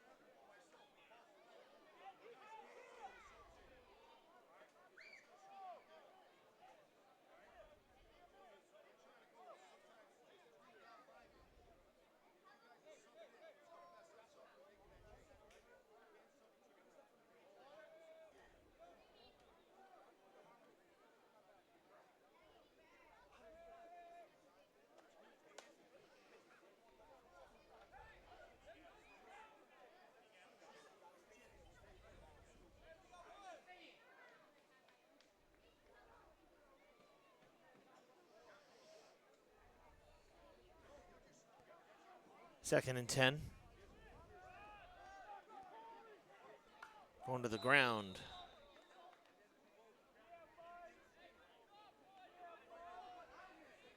Good dive there.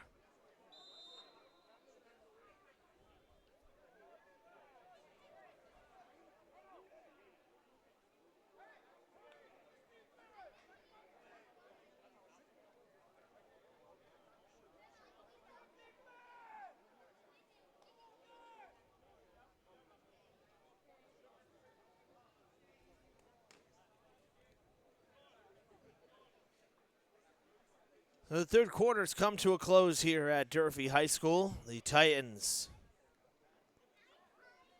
and the Hitmen. Same score as we began the second half with. No scoring happening in the third quarter, as both sides with some long drives, but turnovers on downs. The results from the last two. And therefore no scoring. So still 17-0 as the fourth quarter begins. Evan Massoud with you here live on Fred TV. Great to be back with you after about a month since the spring season wrapped up and we had baseball playoffs. And right now, this looking like our lone live broadcast of the summer. Titans with just one more home game in the summer because their first four were at home, this being the fourth to start the season. And their last home game, I'm actually out of town. So the goal is that we'll have our sports crew, we'll have some guys here to film, get some highlights, but it won't be a live broadcast like tonight. But that's the summer for you. We're, a lot of people traveling, myself included. And, we go like crazy all school year, and summer's the time for decompression, but certainly enjoy bringing you some city sports coverage, which is why we keep the sports report going all through the summer, give you some stuff to see and other things going on in the city, teams, events, camps, you name it. So, but definitely lighter in the summer. Summer enrichment programs have begun at the schools. Flag coming in here at Durfee and some of the elementary schools as well, and middle schools. So there's stuff for the kids to do. If you haven't taken advantage, if you're a parent or guardian, if you haven't taken advantage of that, I definitely would. They put together some good programs for the students in the summer months, and well worth it for sure.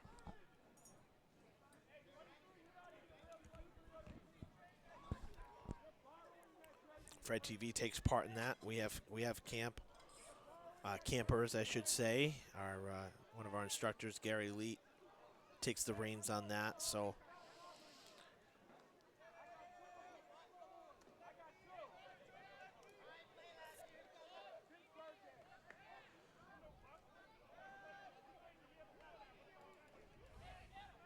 third down and 10.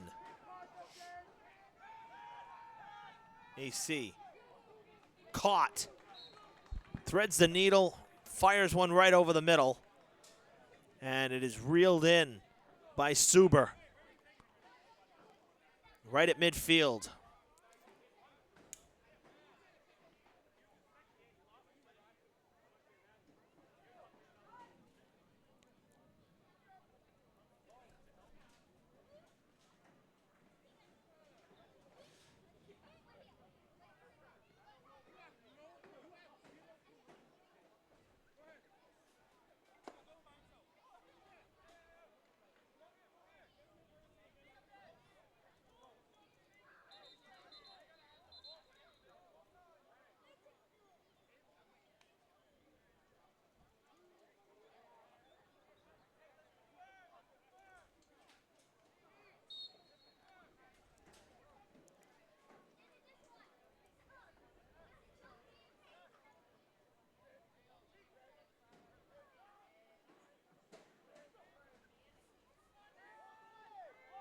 Oh, nice gloves right there. Great hands by Vega. The ball was a little ahead of him, and he reeled it in.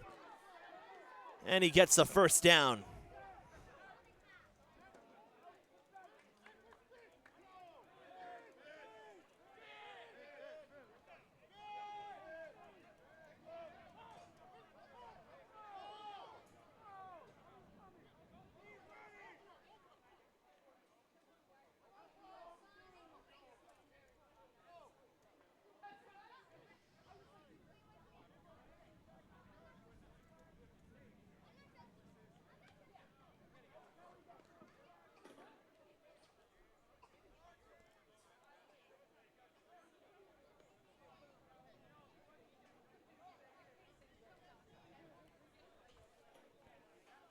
The Titans move the chains again at the 40 of the Hitmen.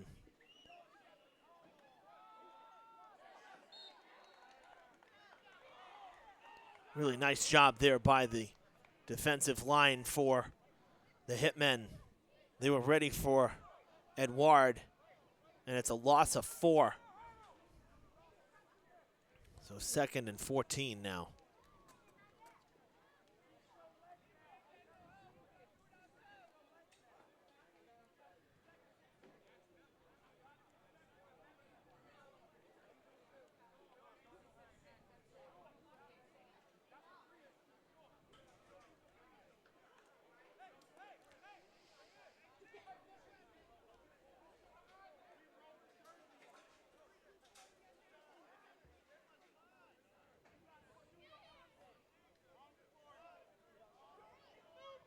High snap. AC reels it in. Slingshot pass incomplete. That was right to Davis. Not able to hang on. So 3rd and long.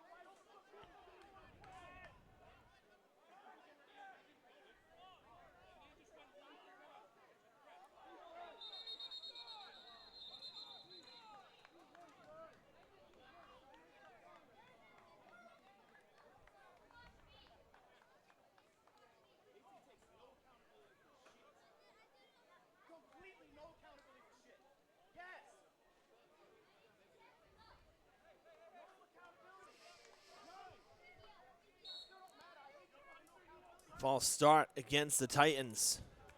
We'll back them up further. It's going to be 3rd and 19.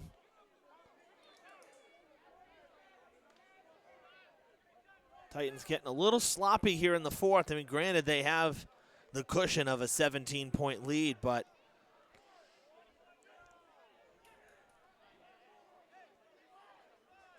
not as sharp. Some dropped passes. Some penalties here. I feel like we've been in this set of downs for the last 10 minutes. It's been a while.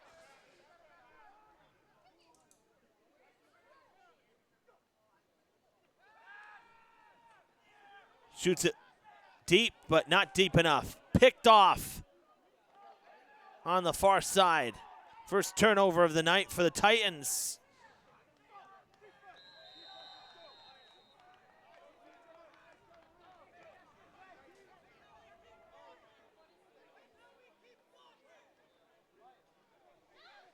That looked to be Des Hamilton, number 12. On the far side there, picking off AC. Underthrown, and the receiver undercut. And the Hitmen will have the ball on the Titans side of the field here in the 4th. I mean, stranger things have happened, but Titans would really have to implode at this point if they were to lose this game.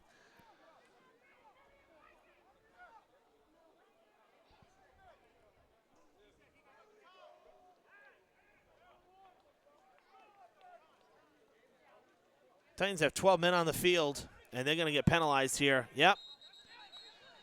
See, again, I'm saying lackadaisical. Slow to change, slow to line up. A lot of penalties here in the fourth. Looked so good through 3 quarters. Can't get sloppy like this late in the game.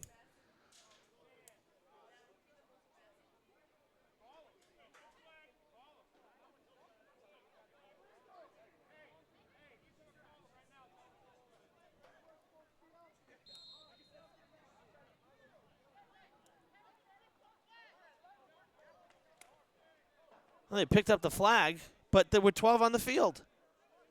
I was counting them from here. They were not off the field. Wow. Titans catch a break right there, let me tell you. That's a break. More frustration for Haverhill. Incomplete, saying he did not have possession. It'll be 2nd and 10.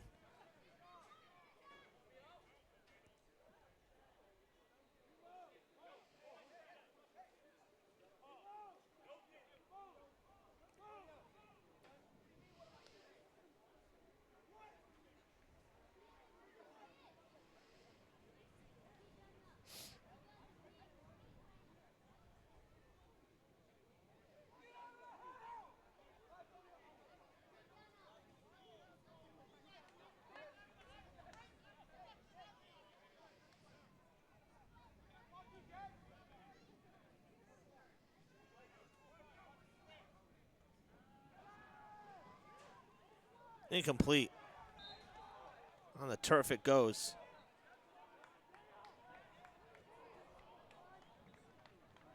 And it'll be 3rd down and 10.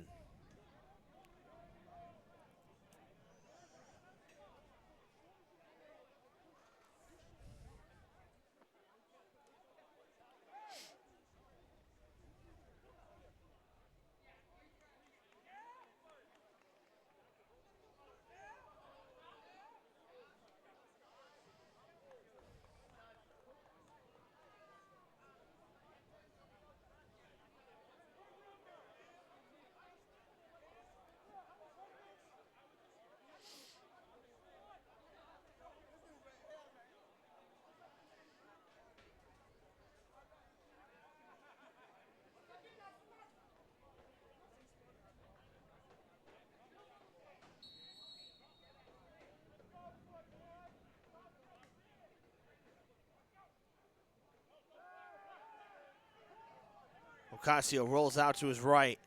Still on his feet, and enough for a 1st down.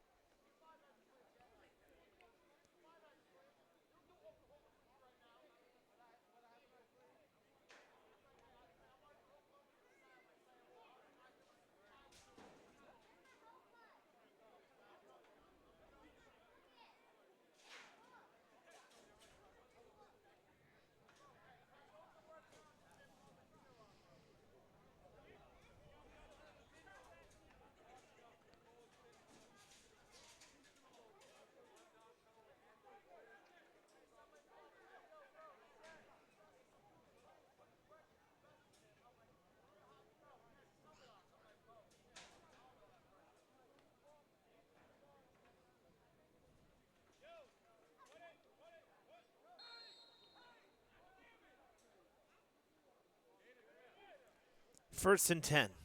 Inside the red zone, the Hitmen trying to get on the board here in the fourth. Ocasio with another incomplete pass. Has not looked sharp on this drive.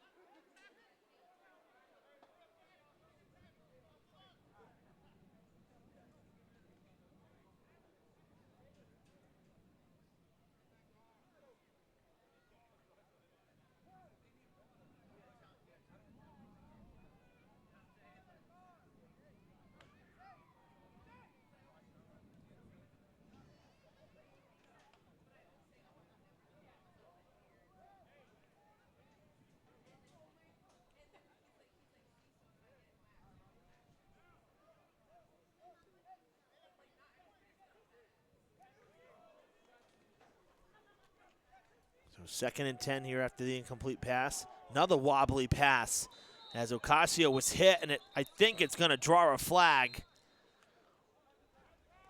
There is a flag there, and I'm assuming that's why.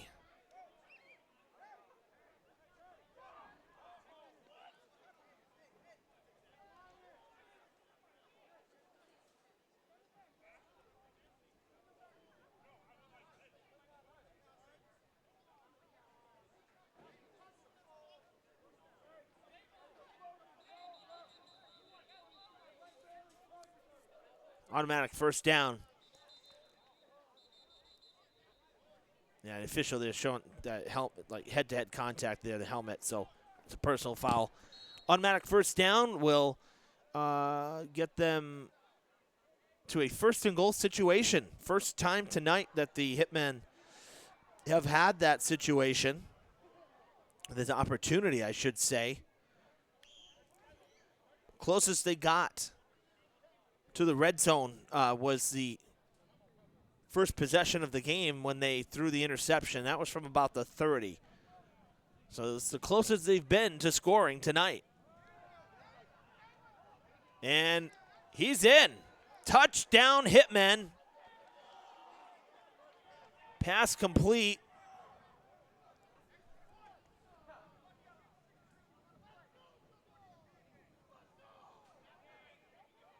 Can't tell if that's 18 or 19. I said it earlier. White jerseys with gold numbers is kind of tough. That's a 9. Okay, so that was caught there by Juca Morales. And nice footwork as he was right on the boundary line.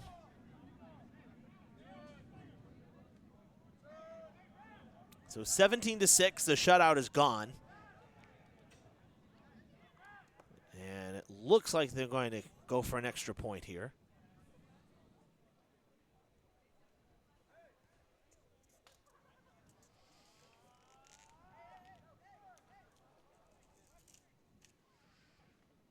Richie Grasso. And he missed. It's been a while since he kicked to the uprights there. He looked pretty good in warm-ups. I was standing talking to his head coach as he was going. He was actually working side to side of us because we were standing very close to where he was kicking from. But at that time, kind of shanked it to the left. So 17-6 the score. Late in the game, it's the Titans closing in on win number 1 of the season.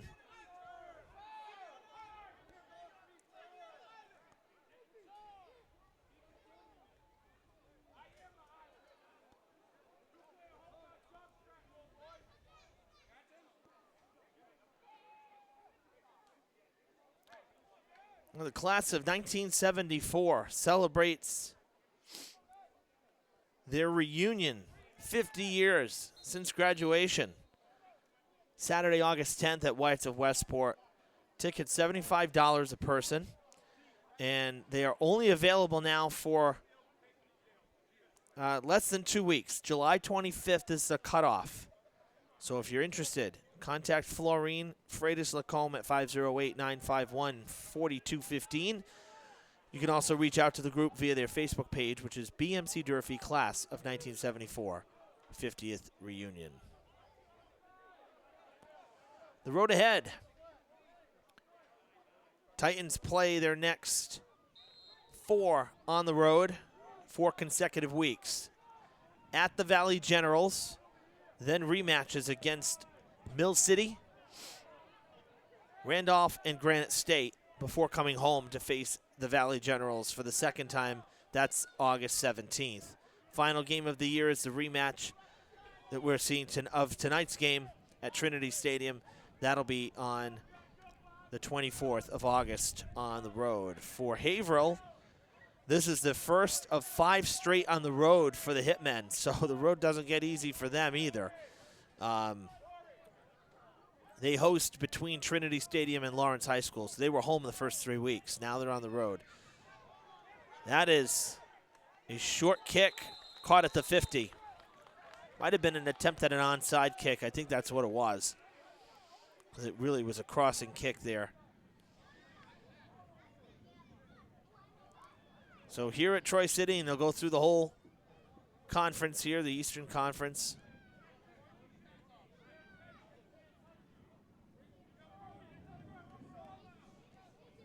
All 5 opponents.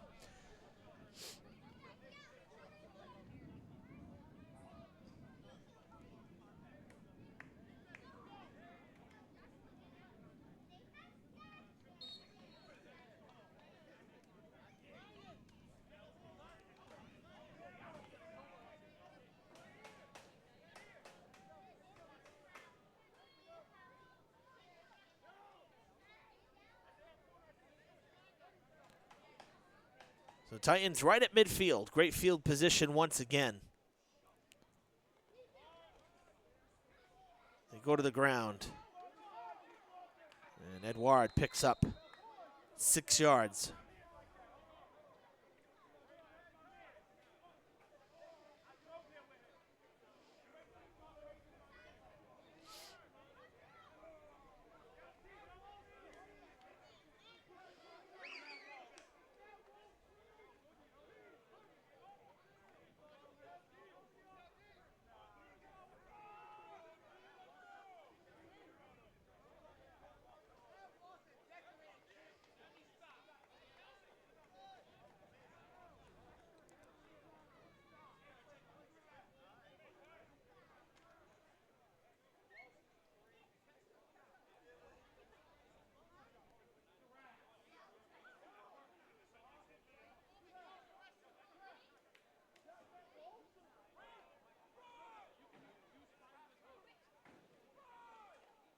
Oh, big hit.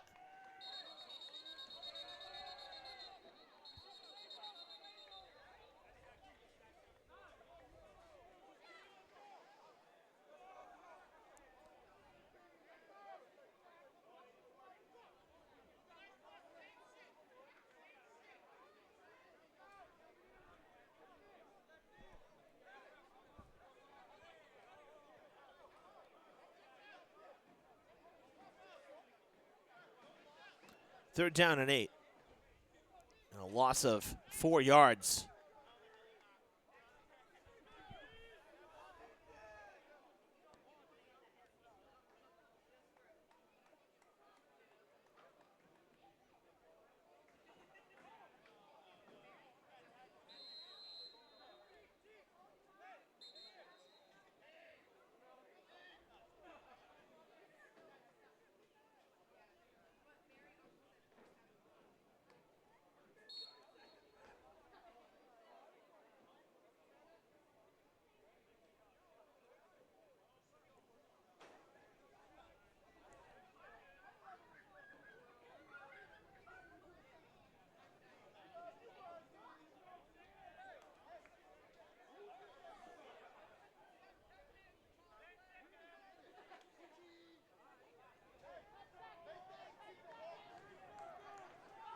Titans using a lot of the play clock here.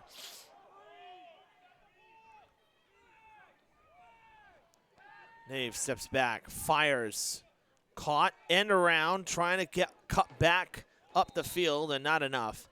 It's going to be 4th down and about 2.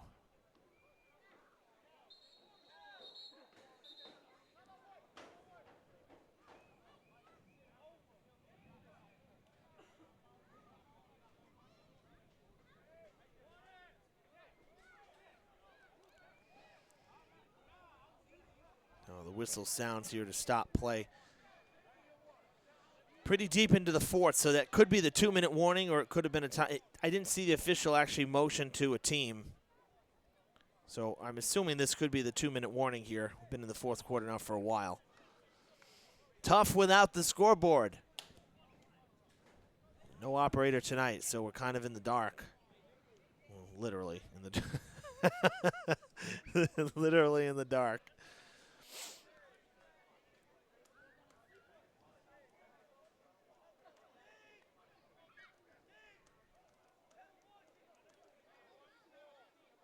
And the reason I'm thinking it's the 2 minutes is because neither side went and, like, you know, intentionally huddled up at their sideline like you would do for a timeout. So, and, you know, if you're the Haverhill did not at all.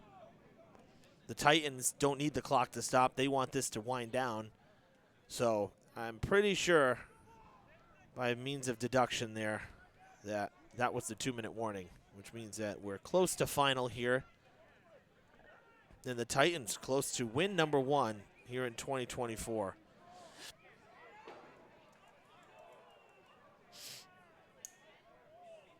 Gonna go for it on 4th down. Nothing to really lose right now. So, and now a timeout by the Titans.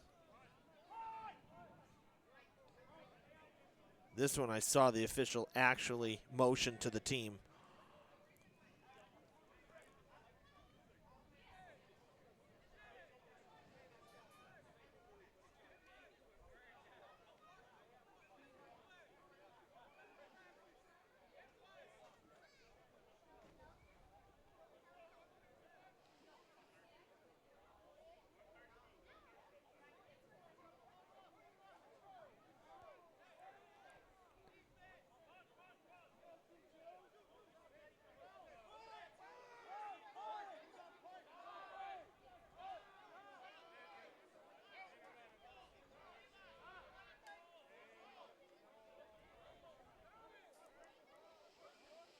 So here we go. See if we get it this time. 4th down and 3.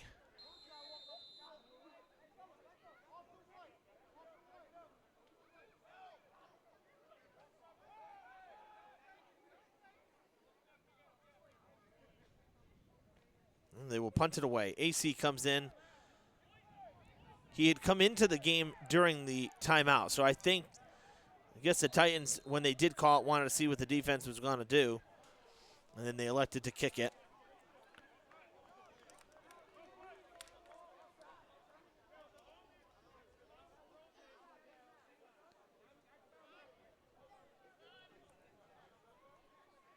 So the Hitmen will have the ball here.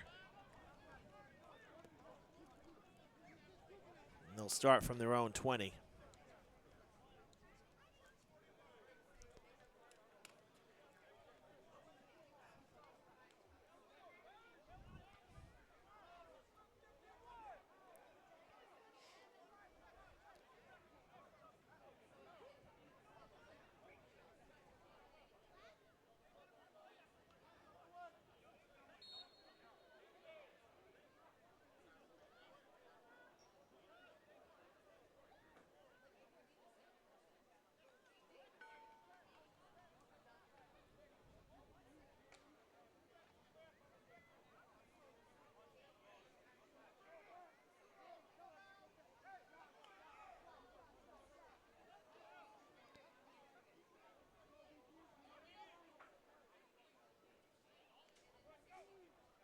Ocasio steps back. Pressure coming. Lets it fly down the field. There's nobody there. Showing off the arm, but thrown out of bounds.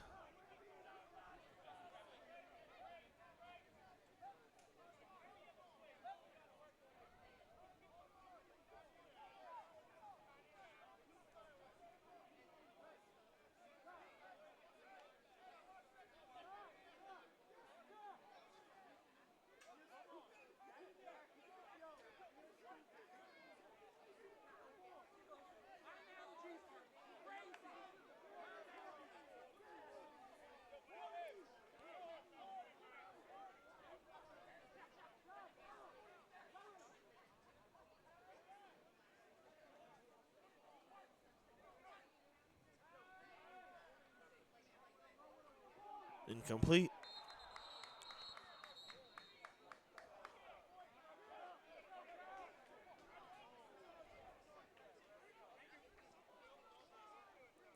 Third down and 10.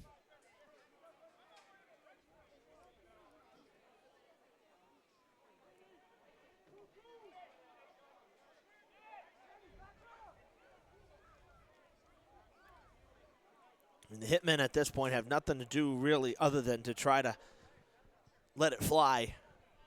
Down by 11. Time running out. Handing it off and, short screen plays and draw plays not going to do anything for you. So might as well send everybody down the field. And that's what they're doing. Empty backfield. Trips to the left. 5 receiver slot here. Everybody going. Ocasio steps up.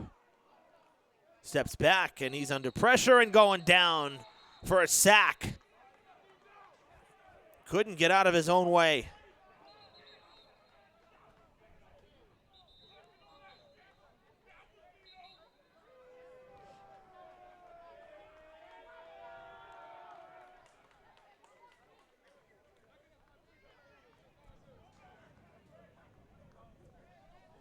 Timeout, Haverhill.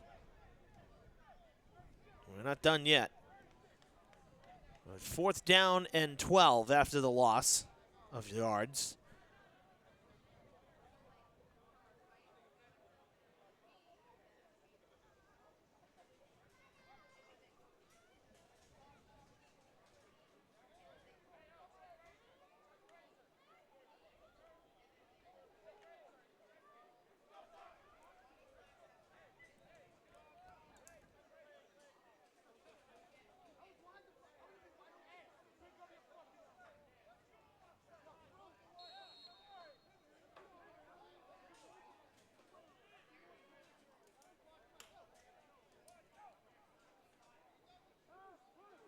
Ocasio rolls out, pressure coming. Intercepted! That should ice it.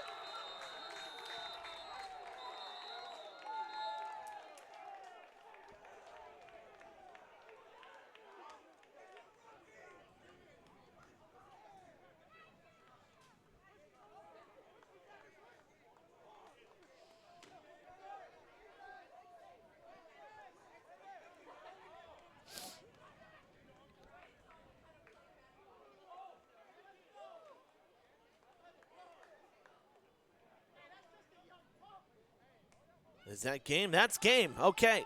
Once again, we're we're going blind here without a scoreboard. That interception comes as regulation time expires, and the Titans winners for the first time here in the summer 2024 season. Good way to end their home schedule after some tough losses, especially last week. Or last game, I should say, 2 weeks ago. So to come back tonight after 2 weeks off and a break to get healthy, really looked good and played solid football tonight. Other than that little stretch of time earlier in the fourth quarter, they had a lot of penalties and some kind of weird miscues, sloppiness. Really a pretty clean game for the Titans on both sides of the ball. So good win tonight. With the loss, Haverhill at 1-3. With the win, Troy City at 1-3. And looking at the standings,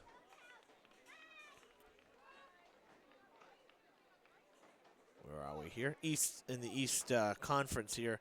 Titans were the only 0-3 team. Granite State was 1-2. Now Haverhill at 1-3 and Troy City at 1-3. So depending on what happened with Granite State, you could have a tie for 4th place, a 3-way tie, or it'll be a 2-way tie for 5th place between the Hitmen and the Titans. No results yet from, don't believe any results from Granite State from tonight yet. Let's see. No, nothing from tonight put in yet. So, needless to say, regardless, good to have the Titans pick up a win. Good to see it at home. We're glad that you were here to join us for the coverage. Folks, Fred TV Sports Report comes back next Friday, 7:30 p.m. on Fred TV.